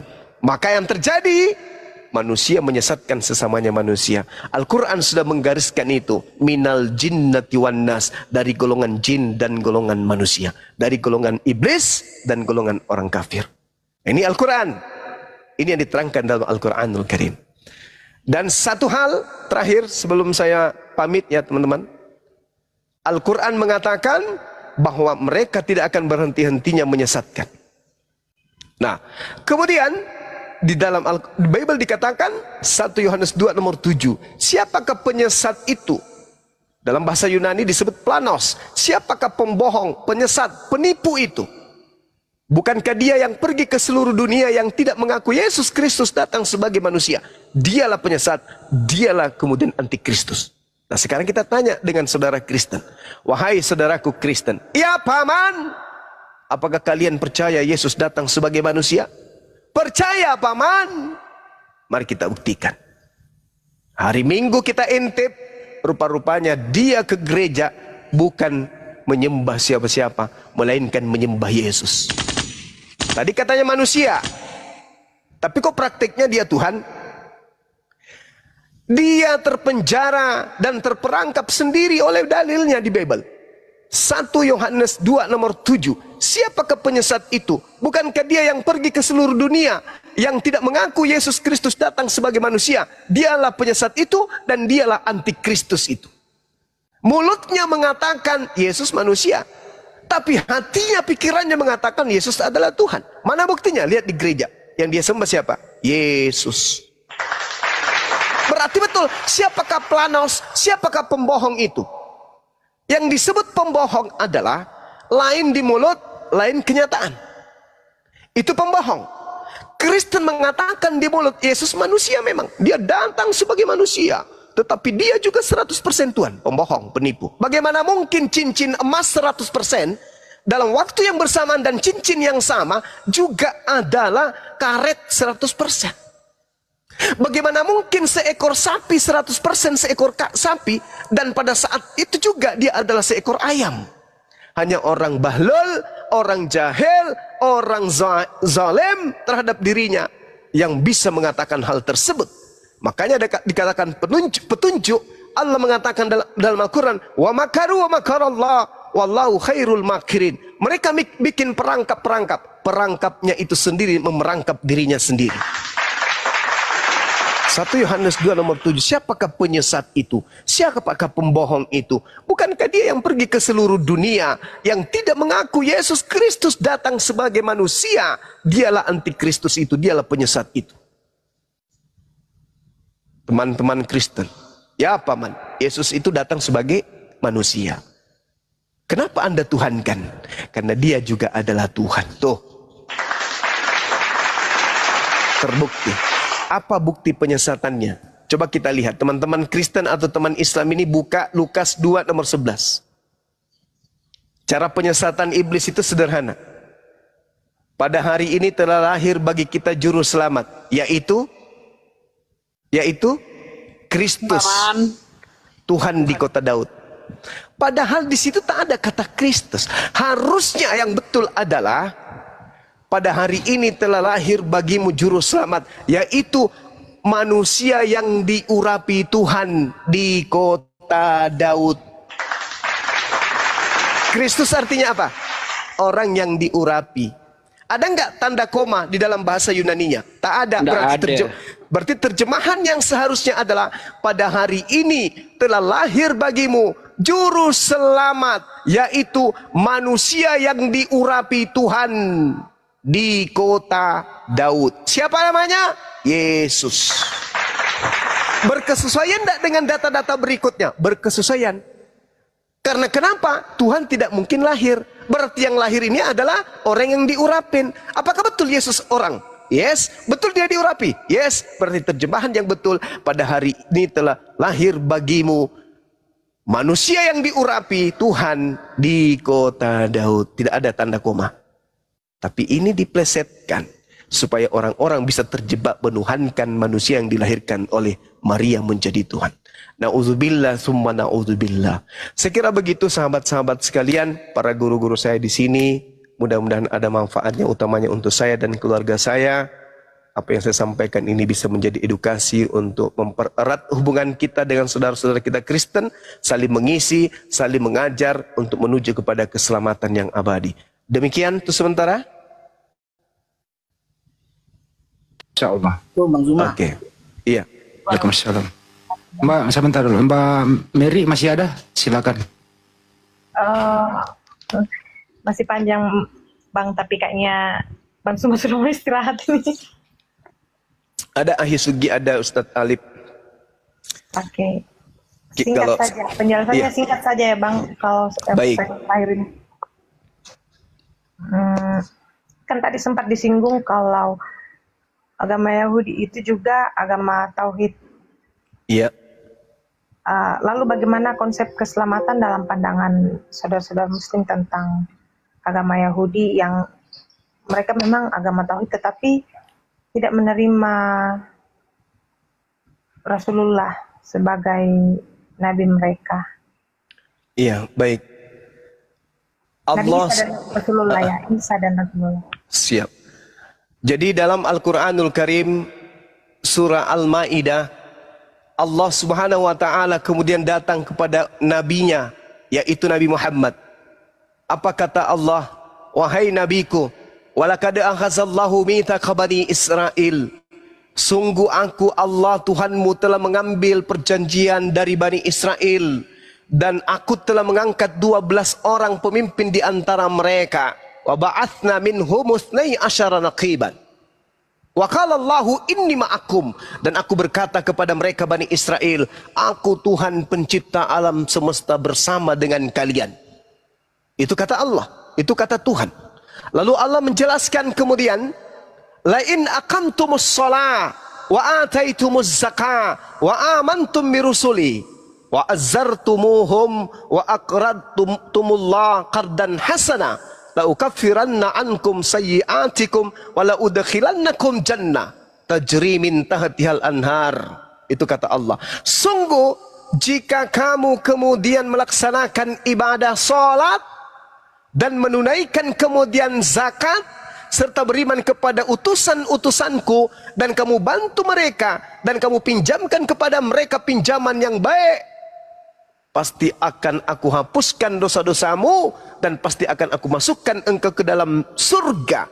Tetapi kata Allah, faman kafara ba'da dzalika minkum faqad dalla sawa'as sabil. Barang siapa yang kufur ingkar di antaramu setelah itu, maka sesungguhnya Allah memutuskan dia tersesat dari jalan yang lurus. Nah, lalu Allah menjelaskan, fabima naqdihim mitsaqahum la'annahum wa ja'alna qulubahum qasiyah. Tetapi karena mereka melanggar janjinya, Bani Israel melanggar janjinya, maka aku melaknat mereka dan kami jadikan hati mereka keras membatu. Makanya ketika Nabi Isa datang, Nabi Isa pun ditolak. Bahkan dibuat kemudian duplikat untuk dijual ke Roma dan Yunani dan dituhankan. Ketika Nabi Muhammad datang, di luar dari bangsanya, lebih-lebih lagi ditolak. Itulah yang diterangkan. Makanya Allah menyeru di dalam Al-Quran di ayat selanjutnya, ya ahlal kitab, qad ja'akum rasuluna yubayyinu lakum katsiran mimma kuntum tuhfuna minal kitab wa ya'funa an katsir. Qad ja'akum minallah nuru wa kitabun mubin. Wahai ahli kitab, wahai orang Yahudi, wahai orang Nasara, Rasul kami Nabi Muhammad telah datang kepadamu, menjelaskan kepadamu banyak hal dari isi kitab yang kalian sembunyikan, dan banyak yang dibiarkan untuk tidak dijelaskan. Sungguh telah datang kepadamu cahaya, yaitu Islam, dan kitab yang menjelaskan, yaitu Al-Quran. Yahdi bihi man ittaba ridwanahu subulas salam. Dengan Al-Quran itu, wahai ahli kitab, Allah memberi petunjuk kepada orang yang mengikuti keridaannya kepada jalan keselamatan. Jadi tadinya Allah bersama dengan mereka, tapi mereka ingkar.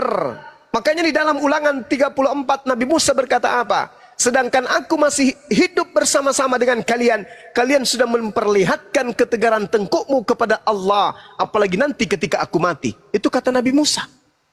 Di dalam Al-Quran juga begitu. Ya Bani Israel, wa isqala Musa liqaum ya qaum limatu sunani. Wahai kaumku Bani Israel, mengapa engkau selalu menyakiti aku? Faqad ta'lamuna anni, padahal engkau tahu aku ini sesungguhnya adalah rasul ilaikum, untuk kalian. Kenapa kau sering menyakiti aku, kata Nabi Musa. Al-Quran menjelaskan itu, dan Nabi Musa pun di dalam Bible menjelaskan itu. Mereka pembangkang. Begitu Nabi Musa menerima wahyu, dia membuat kemudian tuhan-tuhanan dari emas berbentuk patung lembu dan seterusnya. Mereka selalu ingkar. Itu yang diterangkan oleh Al-Quran. Sehingga Allah mengutuk mereka. Namun demikian Allah masih menyeru, wahai Bani Israel, kesini. Telah datang Rasulku Nabi Muhammad, ikutlah kepadanya, menuju kepada jalan keselamatan. Kalau Bani Israel aja, saudariku, bangsa yang diutus kepadanya beberapa nabi dan kitab suci saja diperintahkan ikut kepada Nabi Muhammad. Lalu bagaimana dengan kita yang tak pernah diutus Rasul kepada kita dan sebuah kitab? Orang Yahudi aja, orang pilihan inni ma'akum, orang pilihan Tuhan, disuruh ikut kepada Nabi Muhammad, apalagi kita. Sekira begitu ya, mohon maaf kalau kepanjangan. Terima kasih. Sama-sama. Halo, selamat malam Bang Zuma. Malam Bang. Aduh, Oke Bang, Mbak dulu Mbak Mary. Lanjut, saya pamit dulu ya Bang. Entar dulu, Ya, makasih Mbak Mary. Ya. Apa tidak menikmati diskusi ini? Sangat menikmati Bang, tapi besok hari guru saya harus prepare untuk besok. Iya, Masih silakan. mengajar, ya. Oke, terima kasih. Sama-sama. Assalamualaikum. Waalaikumsalam.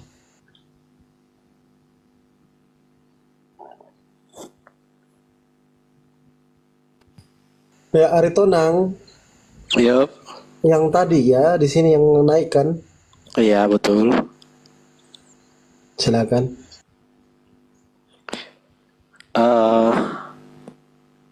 Aku rasa lanjut dulu lah. Aku nanti bertanya.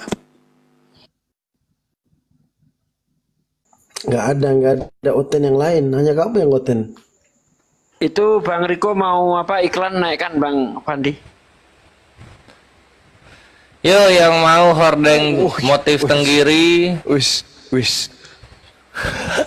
Hidung jadi robek dibuatnya. Speaker saya mati sebelah, headset saya gara-gara kores jeder gitu, langsung mati sebelah tuh. Adi Tonang ada masalah apa, Adi Tonang? Tidak ada. Saya tidak ada masalah. Oh, kirain ada masalah dengan mental. Mau dikasih masalah? Ya.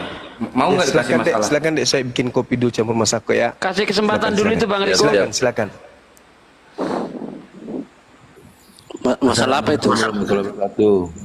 Waalaikumsalam warahmatullahi wabarakatuh.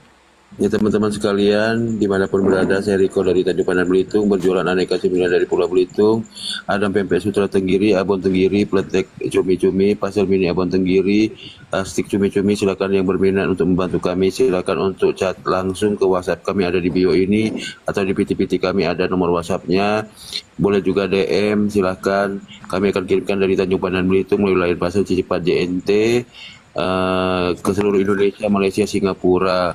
Dan bagi saudara sekalian yang mau memberikan cemilan ini kepada para debater, silakan hubungi saya seperti kemarin. Bang Handi sudah saya kirimkan tadi, Bang Suma sudah saya kirimkan tadi, Pak Sugi juga sudah saya kirimkan tadi ya.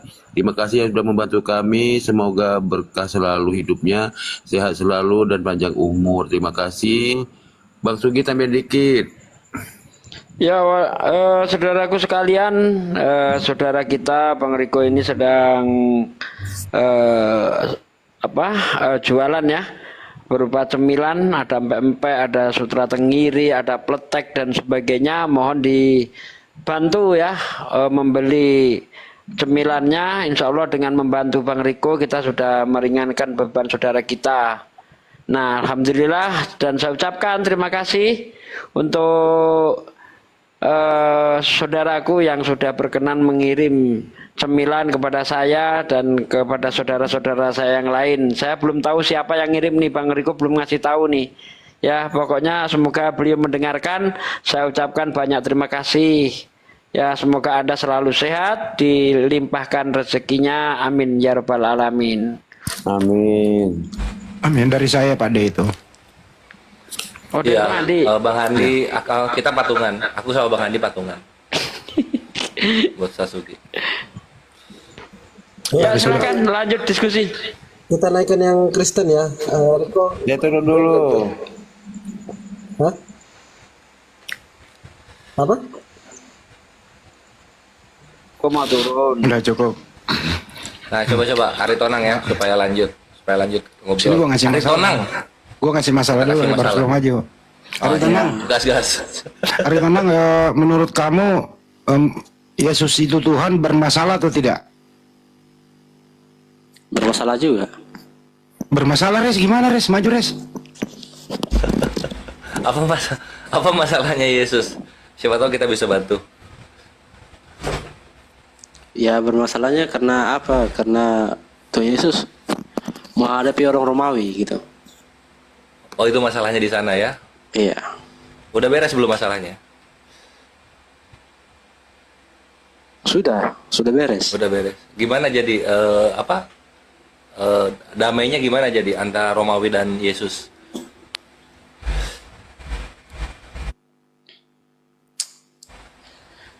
Ya damanya ya Tuhan Yesus Kristus sudah naik ke surga dan bisa mengalahkan seluruh umat manusia, seluruh dunia gitu. Oh, bukan damai dong kalau gitu. Romawinya kalah kalau gitu.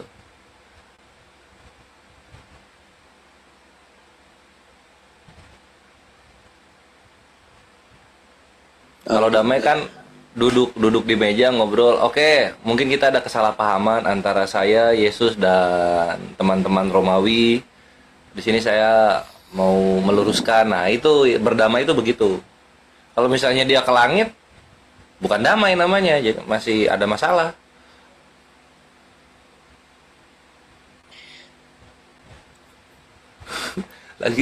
Lagi minta masalah sih, dikasih masalah deh jadinya. Aduh. Izin Bang Andi, narasi dong Bang Andi soal tentara Romawi. Bang Andi. Begini loh bro. Ya. Bro Ari. Ya. Ya. Maksud saya gini loh bro. Tolonglah hidup ini kurangin masalahnya. Termasuk mengenai konsep ketuhanan itu. Jangan dipermasalahkan. Gitu ya. Supaya hidup lu nyaman. Setuju nggak? Ya setuju. Menurut kamu itu Yesus itu utusan Tuhan apa Tuhan? Yesus itu Tuhan. Terus masalah ini. Terus bapaknya dia yang buat masalah. Siapa yang mau pecahkan masalah ini? Aduh, capek. Saya pengen ketawa sih lu. Aduh. Lu aja lu. Enggak Bang Andi. Tentara paling kejam di dunia ini siapa sih Bang Andi? Nanti aja kesananya. Kan berurutan dari atas ke bawah. Itu langsung ke topik masalahnya itu. Kalau Ari. Ya. Kalau Yesus itu Tuhan, terus bapaknya Yesus yang mengutus Yesus Tuhan juga? Iya. Oh, aduh. Kalau ada Iya. yang begini gue diam dulu ah. Oke. Bang, Diam apa dulu nih? dua bangkah. Ya, gimana deh gimana? Enggak, ini ngomong serius. Ya. Gini. Ya. Mending saya jujur ya. Saya jujur. Memang jujur itu menyakitkan. Meskipun kalian hina saya pun, kalian apapun pun kan saya terima itu gitu loh. Gini. Yang menyuruh oten-oten yang kalian bilang itu masuk untuk menghina Rasul kalian itu segala macam itu dari saya. Ya. Itu saya. Itu saya menyuruh mereka. Anda bayar atau tidak itu? Dibayar atau Saya tidak? bayar. Saya bayar. Terkecuali Serasmi. Serasmi nggak saya bayar. Nah, Berapa orang itu yang Anda bayar? 25 orang. Bisa menyebutkan nama-namanya bisa? Ntar saya kirimkan rincinya sama si Fandi. Oke. Nanti gini ya. Nilainya lumayan apa gimana? Itu tidak perlu Anda ketahui. Itu hak saya. Oke. Dan Baik. Lanjut. Makasih.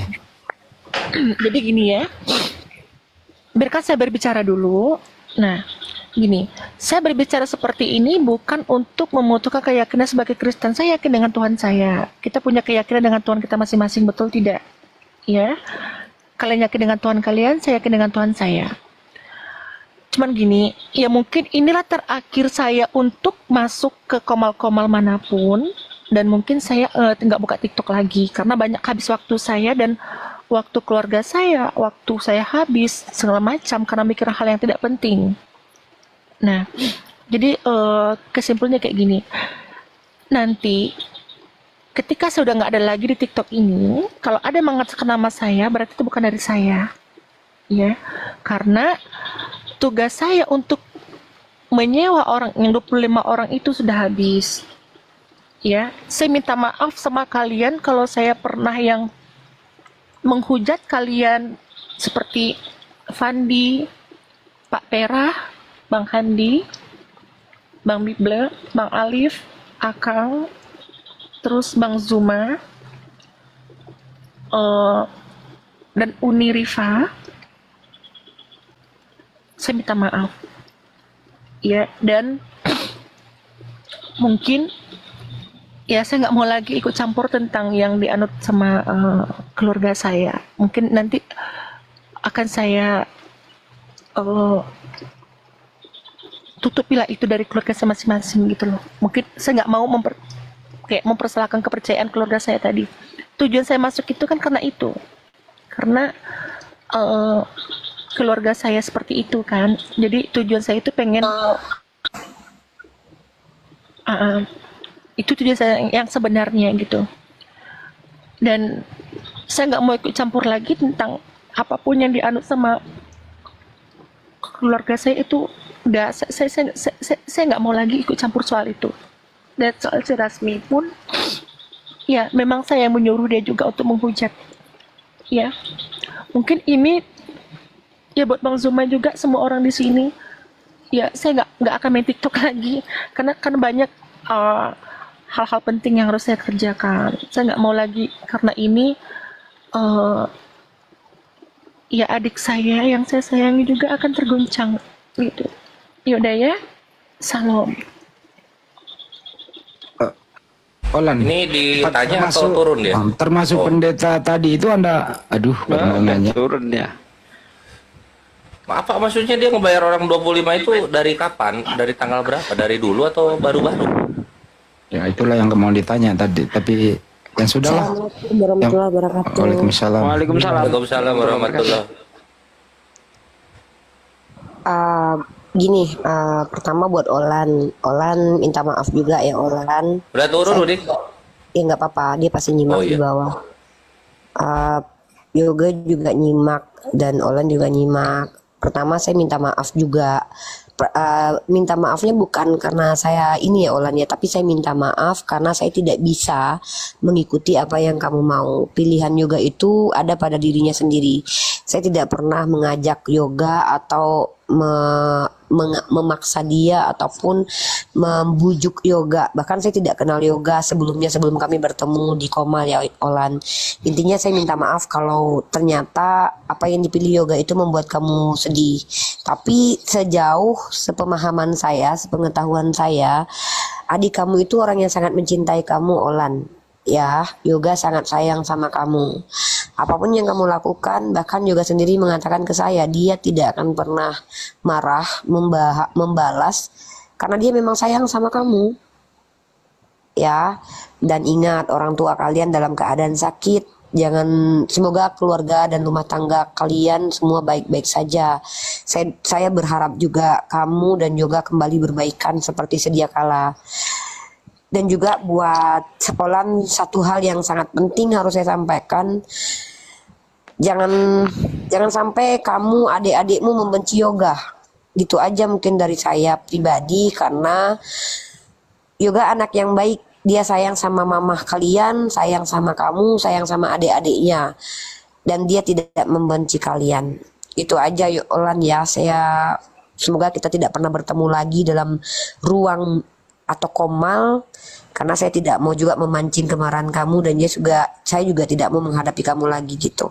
Oke, itu aja. Terima kasih untuk Olan spesial.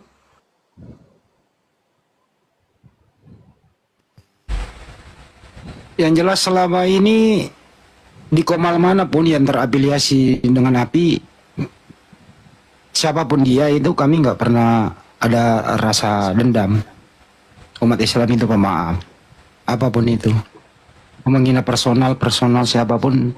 Tapi kalau lu menghina Nabi kami, menghina sembahan kami, ya memang agak berat untuk maafkan, tapi resikonya adalah hinaan itu kembali kepada Anda. Ya segeralah bertobat, minta ampun kepada Sang Pencipta. Itu sih dari saya. Makasih. Ya, aku juga mau nambahin supaya panjang. Sama soal Olan yang tadi dan segala kisahnya itu, apa, kisah yang naik ke TikTok, nyewa penghujat. Dramanya kurang seru, Olan. Masih ketutup sama drama Pak Zul dan Valen. Begitu. Dan Kores menunggu drama-drama berikutnya dalam dunia lintas iman. Lanjut. Nih, orang degil ini. Paling seneng kalau ada geger.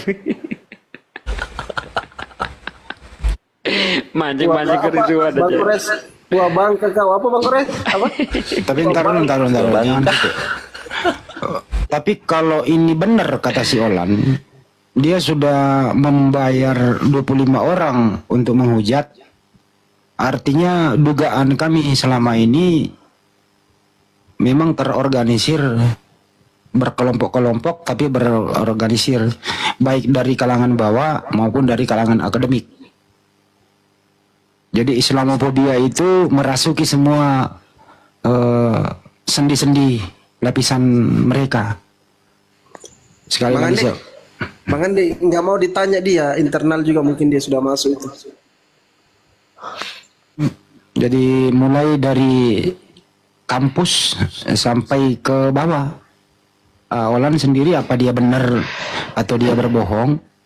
Termasuk mungkin juga pendeta yang dia anggap tadi kalau bisa mengalahkan Bang Juma, dia tetap menjadi Kristen.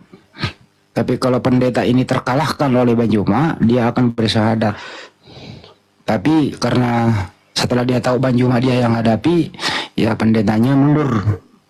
Artinya si Olan selama ini rugi dalam segi materi waktu. Karena semua yang dia bayar itu tidak bermanfaat.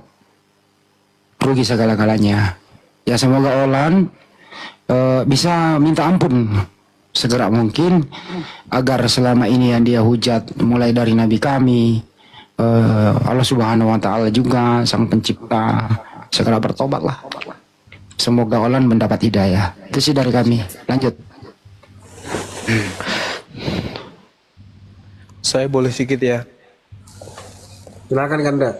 Kalau kita umat Islam ini, apalagi kalau sudah ada yang minta maaf seperti itu, Al-Quran menjelaskan kemudian a'udzubillahi minasyaitonirrajim wa jazaa'us sayyi'ah sayyi'at mithluha. Balasan suatu kejahatan adalah kejahatan yang setimpal. Faman afa wa aslaha fa ajruhu 'ala Allah. Tetapi barang siapa memaafkan dan berbuat baik kepada orang yang berbuat jahat tersebut, maka dia akan mendapatkan pahala dari Allah. Dan kata Allah, innahu la yuhibbuz zalimin. Allah sungguh tidak menyukai orang-orang yang zalim. Jadi saudari Ola minta maaf, kita sudah maafkan terkait dengan ucapannya kepada Rasulullah, ucapannya kepada Allah, itu haknya beliau karena beliau masih kufur, masih kafir. Urusannya dengan pencipta langit dan bumi. Nah, ini yang menjadi permasalahan introspeksi diri, ya. Kalau sudah menghujat dengan bayaran, lalu kemudian memicu orang lain melakukan hujatan dengan bayaran, maka harus disadari oleh Olan, itu adalah perbuatan yang tidak baik. Itu perbuatan yang tidak mencerminkan agama yang baik. Nah, apakah itu oknum? Apakah itu oknum kemudian? Kurasa juga bukan. Karena itu adalah bagian daripada amanat. Jadikanlah seluruh bangsa menjadi muridku. Salah satu cara untuk menjadikan orang keluar dari akidahnya adalah menghujat, menista, merendahkan, dan seterusnya. Itu adalah bagian daripada amanat.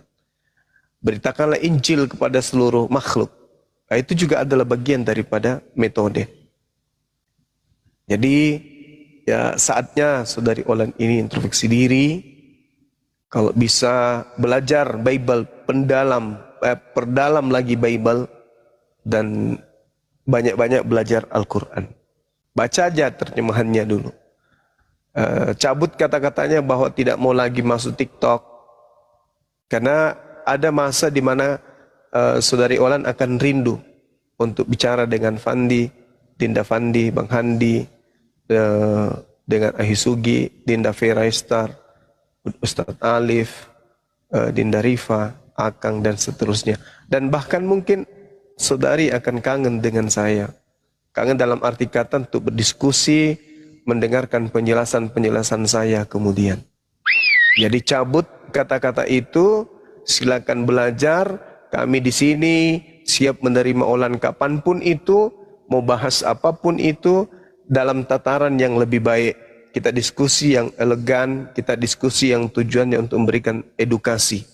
Tidak menutup kemungkinan kalau Allah meridai dan Allah memberikan hidayah dari keturunan saudari Olan, bisa jadi menjadi seorang ulama besar, menjadi tokoh agama Islam, menjadi seorang yang kemudian berguna bagi bangsa dan negara kita serta agama Islam itu sendiri. Tidak menutup kemungkinan. Siapa yang bisa menolak ketika hidayah itu datang? Apatah lagi tadi saudara sudah melakukan pernyataan syahadatain meskipun dalam bahasa Indonesia. Bersaksi bahwa Tuhan yang umat Islam sembah adalah Tuhan yang benar. Bersaksi bahwa Nabi Muhammad SAW adalah Nabi dan Rasul yang betul. Itu sebenarnya sudah syahadatain itu. Maka karena itulah lembutkan hatimu, belajar Islam dengan baik. Jangan lihat Islam dari kelakuan penganutnya, tapi lihat Islam dari kitabnya. Selayaknya kami tidak melihat Kristen dari oknumnya, kami melihat Kristen dari kitabnya.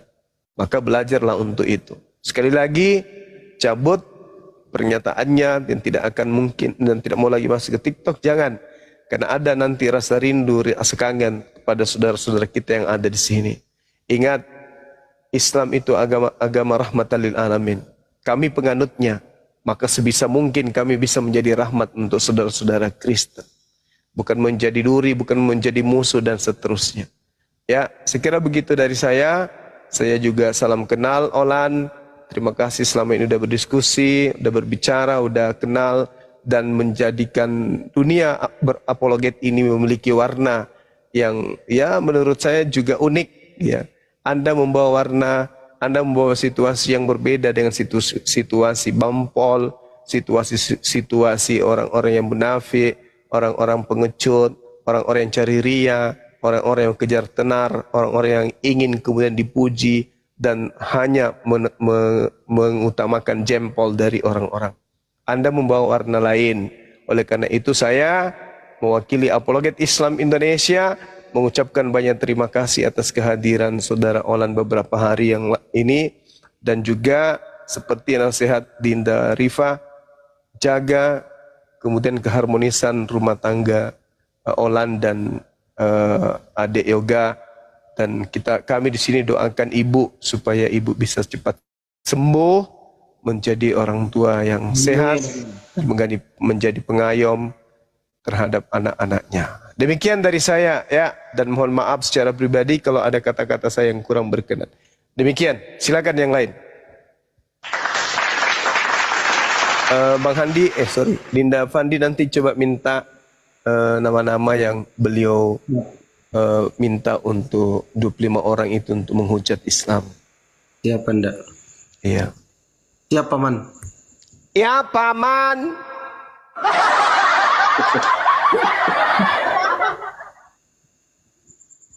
Silakan.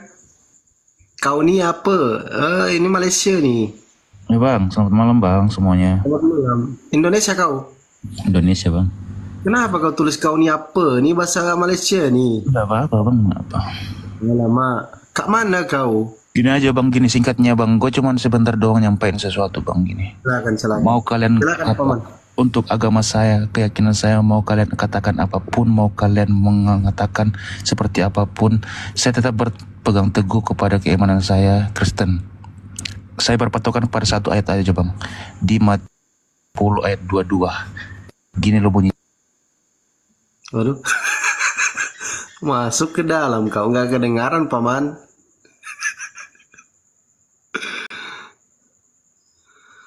Wah, keren kali bunyinya, Bah. Saya dengar kok, diam dulu. Diam. Itu aja, Bang. Ya, makasih, Bang. Makasih. Makasih banyak, Bang. Ya, makasih, Bang. Kalian nggak denger ya? Enggak. Denger saya. Paman. Ya tadi ngomong gini. Barang siapa yang menemukan sesuatu, kembalikanlah sesuatu itu. Karena sesuatu itu tidak bermasuk sesuatu, kata dia gitu.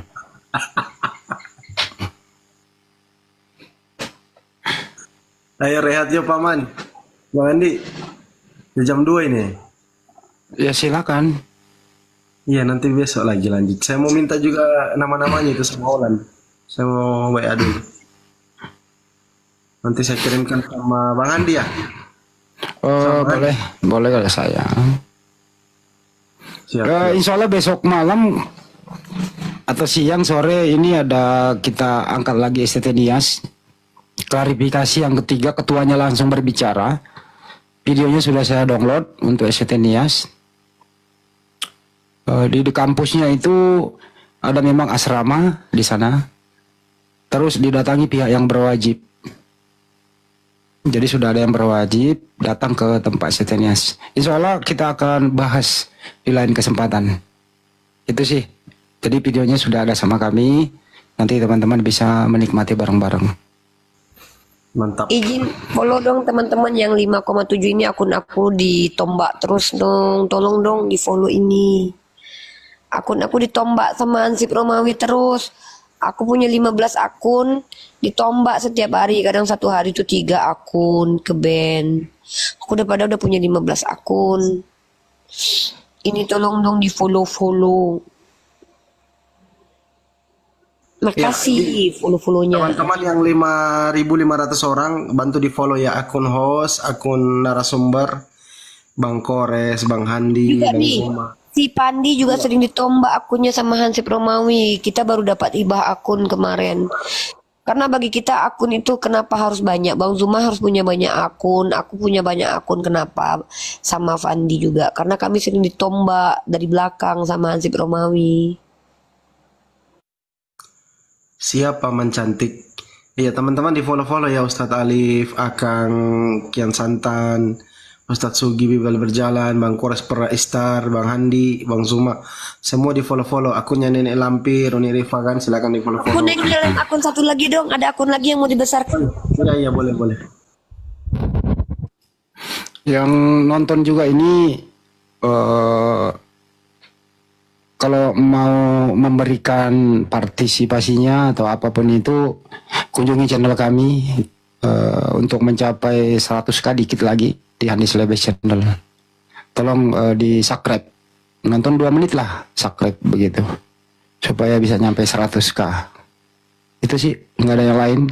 Kami nggak minta uang rokok, kami hanya minta untuk di subscribe saja. Terima kasih.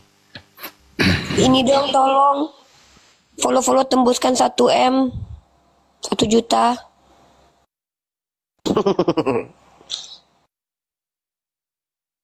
Tolong dong 5.000 orang.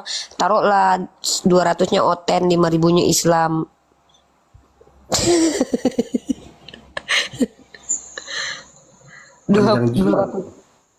Berarti panjang juga ceritanya Olan ini ya. 2 mingguan. Iya. Iya, kasihan banget Yoga tadi, ya Allah.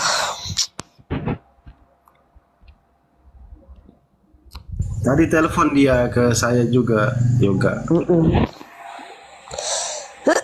Dia masih nonton tahu, Yoga masih nonton ya. Iya, makanya saya bilang biarkan aja dulu kakakmu sampai capek sendiri. Yang udah follow-follow semoga dapat pahala. Ini akun perjuangan guys, akun yang akan kita pakai untuk berjuang. Akun live tetap di Rifa Official.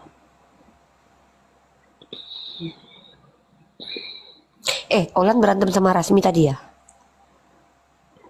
Iya katanya. Hah?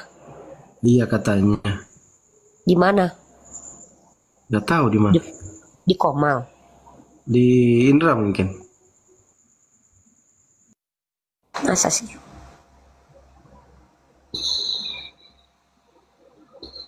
Tadi tahu nggak ceritanya pendeta itu nih yang di DP diblokir katanya dia.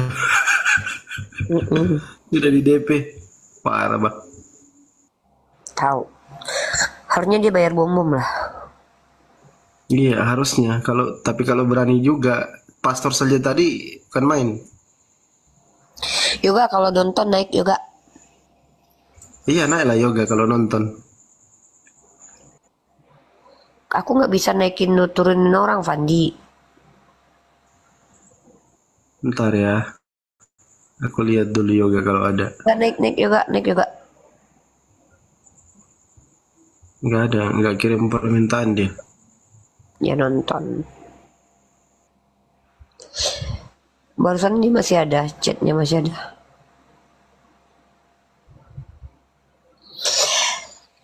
Ada-ada aja ya kisah Olan ini, Olan dia, kata dia, Olan dia. Kadang-kadang lucu aja. Semoga lah dapat hidayah. Adiknya juga ya kita doakan adiknya Yoga 2 orang cewek, 1 cewek 2 orang ya, 1 SMA 1 SMP. Semoga juga dapat hidayah. Ada loh ternyata adiknya juga cewek, nggak ngomong-ngomong dia. Ada 9 orang dia. Dia anak ke-7, adiknya 1 SMP, 1 lagi SMA, gitu cewek dua-duanya. Nama kelas 3 kan yang satu itu? Kok aku tahu? Iya dong. Naik Yoga, naiklah. Oh, Hasian, naik.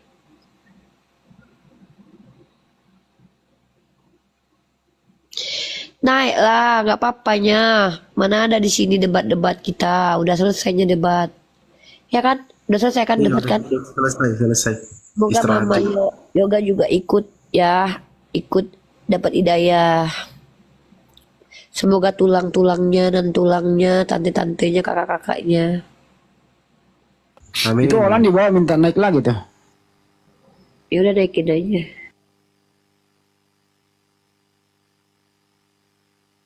Katanya dia mau menyebut nama-nama yang 25 itu. Oh, mantap mantap. Mana dia? Itu kan harapan gue doang yang ngomong, ada apa enggak gitu loh. Kupret. Bang Handi dipercaya ini kita udah serius. If ini Bang Handi nih. Buki Mai. Chris, Apa itu? Nggak Chris, boleh gue masih di itu. YouTube loh, nggak bener lu. Itu nggak boleh. Oh salah ya? Apa itu artinya? Itu Jangan, nama jangan. jorok. Kelvin, istighfar kamu. Jadi tadi berarti si Olan itu bayar pendeta tekor dong. Udah bayar pendeta untuk mengalahkan Banjuma. Pas Banjuma lagi dia sebenarnya udah masuk sini, dia denger waduh bahaya ini. Iya. Ada pendeta seruat itu juga kayaknya dari si Olan dia. Pendeta seruat. Kan pendeta seruat itu baru muncul baru-baru ini kan. PT Suat. Oh, ini dua. Ada Suat sama dari, kan dua-dua dari Kupang itu. Iya. Yang Yunus siapa? Itu dari Kupang juga, yang open camp sama Bang Zuo itu. Bentar, ini Chris Muslim apa Kristen Chris? Kristen ya, udah dibuang tadi. Lagi. Ini yang nanya tadi sama Pak. Udah dibuang tadi. Oh. Lagi Banyak masalah berarti tuh bocah ya. Si memori itu si Olan dia tidak mengakui kenal Olan, tapi si memori itu hadir ketika Olan sedang ini. Nah, satu lagi tuh yang siapa namanya kok selfie yang kemarin itu Dek. Pandi yang dari itu yang ngamuk-ngamuk sama aku itu kawan-kawannya. Ya, memori kan, memori. Bukan memori nggak mau ngaku ya Olan. Pen itu kan pendeta juga. Pen. Iya. Olan Ini saya Uni dikasih foto sama Oten sendiri. Katanya sih ini foto si Olan, kata si. Nggak usah lah kan, nggak usah di. Enggak, bukan mau disepil nih, bukan. Bener apa enggak gitu, saya nggak tahu ini bener enggaknya. Nggak usah, biarin aja. Susilawati. Mereka itu keluarga besar Akang, dan keluarga besar yang maksudnya itu yang tidak pernah ada problem masalah-masalah gitu.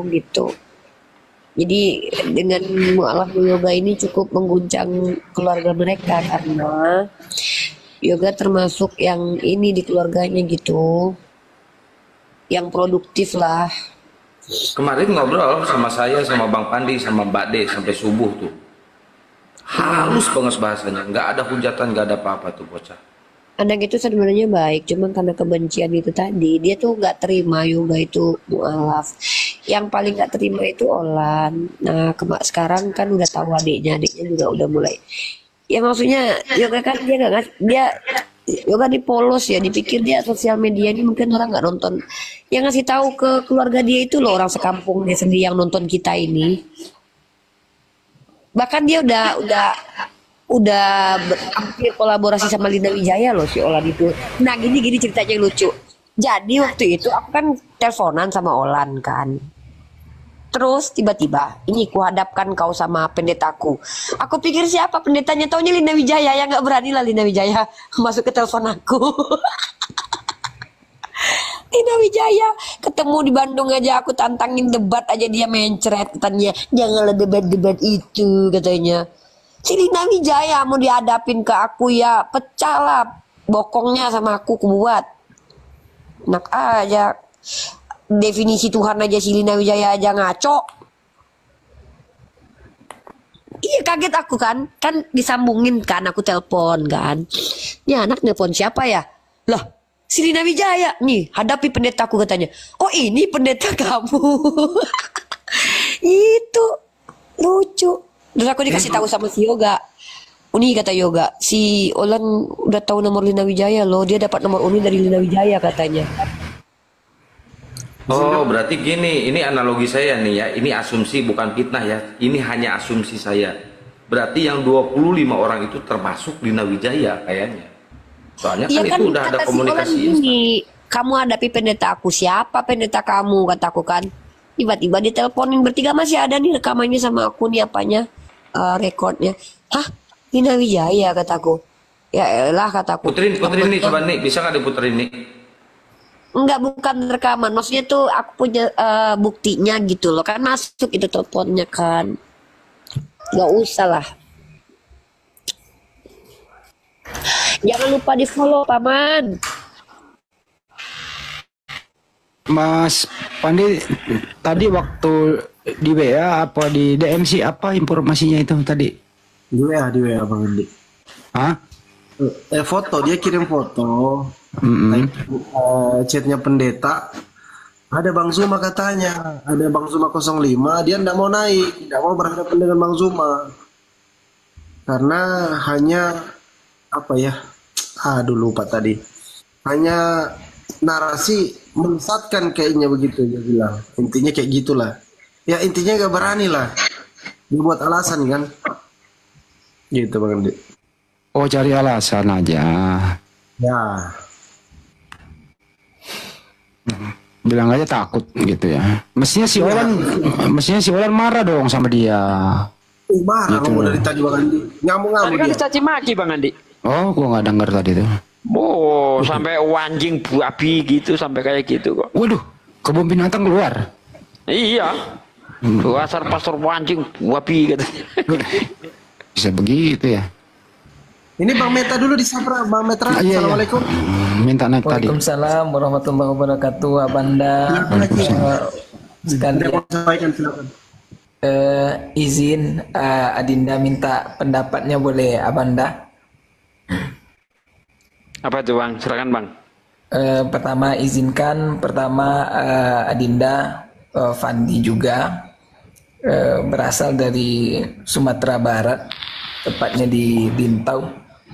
Beberapa waktu yang lalu kebetulan Adinda kan baru nengok-nengok di TikTok, kebetulan mampir juga ke channel-channel saudara kita yang di sebelah. Akhirnya pada waktu itu karena risih menengok semua yang masuk, saudara-saudara kita yang masuk itu pada dipojokkan, dihina Nabi kita, dihina Tuhan kita. Lalu Adinda minta kepada beliau-beliau itu, baik ke Bang CP, ke Pak Saifuddin Ibrahim, kalau mau diskusi itu ya yang berkelas sedikit lah, biar yang seimbang. Dinda minta begitu kepada beliau-beliau Abang Das sekalian. Lalu kemudian kebetulan Adinda kan sekarang di pondok pesantren. Adinda sampaikanlah keluh kesah Adinda kepada pimpinan, pada Ustadz Wardiantono LC, kemudian juga kepada Ustadz Burhanuddin LCMA.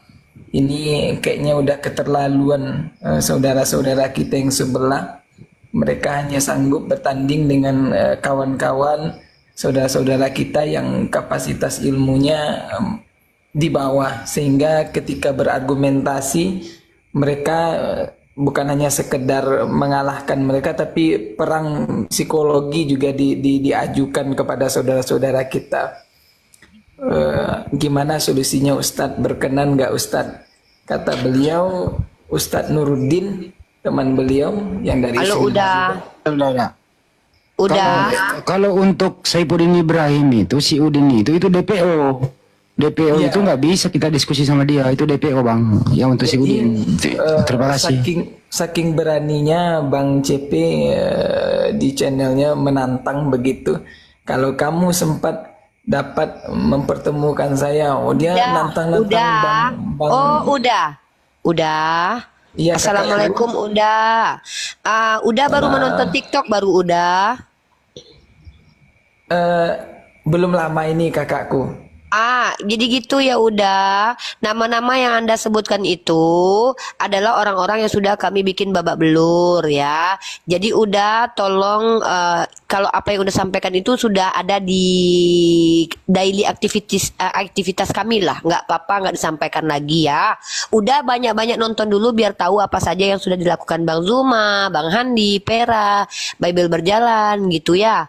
karena ndak ada manfaatnya udah kan baru menonton. Kami lah adoi orang-orang model tuh baru gadang tuh karo gadang tuh lah kami adoi sadonyo lah kami hantam muncung-muncungnya ya. Si Taipudin tuh nyo DPO, si CP tuh nyo hantu ndak jale orangnya do manga dia adoi orang-orang model tuh. Apa gunanya kami itu madoi pendeta lah udah. Yang kami adoi itu pendeta udah, pendeta. Paja-paja tuh nak pendeta doh, hantu belau, siamang, baru gadang lah baru diadoi. Oke udah. Mantap udah kan? Ndak usah dah aman dah. Kalau Bang Handi, Pera, kami jangan pendeta. Anda Yesus turun ke dunia, kami debat udah. Oke udah. Mantap kan udah. Mantap kakakku. Jadi lanjut cerita sedikit ya kakakku ya. Kebetulan disebutlah Adinda kan nggak tahu Bang Zuma yang mana ini yang mana, selalu dia sebut di channel itu yang selalu familiar nama Bang Nontonlah Zuma. dulu udah.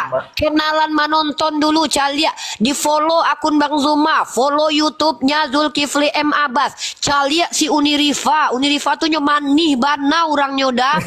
Unirifa tuh yang paling manih dia taruh apologet dah yo.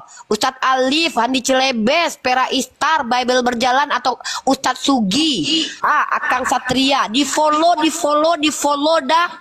Ya, di follow akun Unirifan dan Rancak Mani itu dah ya gitu. Silakan lanjut yang lain. Apa ada yang itu di pohon? Kurang ngerti ya ngomong naon Unirifan Pak Handi. Tambuah cie. Tangan pendek 10.000, tangan panjang maliang. Kuping itu bukan kupiang tapi talingo.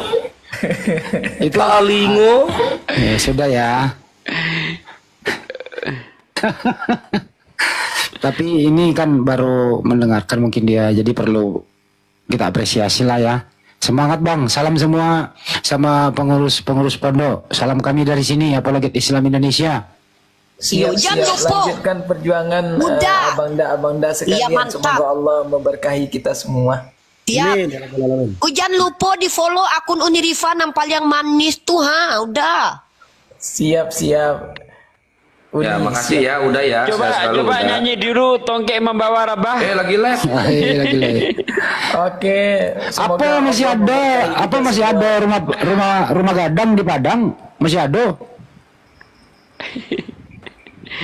Masih udah. Besok kalau ada waktu dan kesempatan mampir rasain lu Handi, Bang Handi rasain lu diajaran Pak Yusuf. Tambuah cie. Udah yo mungkin itu saja udah kami di Siko gara-gara tetap tetap berdakwah ya udah. Jadi apa yang udah sampaikan itu kami Allah tahu bana dah. Ya.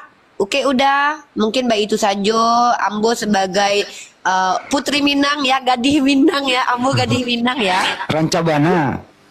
Masya Allah. Uni di mana Minang Uni? Uni Minang di mana saja, di mana ada orang Minang di situ saya.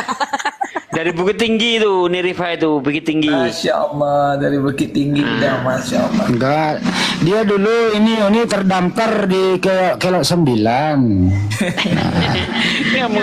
Emangnya Kelok 9 tuh pantai gitu, orang bukit-bukit.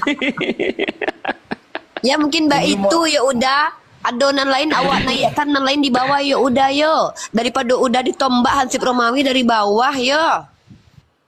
Ya, udah makasih ya, seketi.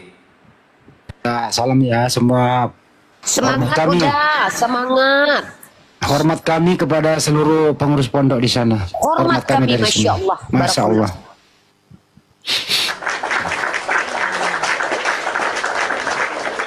Apa ada hantu di ada. Rendang yang ada baru gadang. Tunjuang cie. Bang Handi siamang. Cipera baru gadang. Cipandi siamang. Dibilang bro gede. Ini gimana sih? Bang Handi baru gadang. Cipera siamang. Cipandi baru gadang. Apa ada anjing makan rendang? Itu kasar itu. Anjing kasar. Baru gadang siamang aja. Anjing. Iya kan lagi ya. Banyak kan lain mana lagi nih? Ada Oten nggak? Andi lu jangan tutup dulu, Ndi. Nggak bener juga lu. Tunggu Oten dulu satu buat mainan. Ribu Fandi.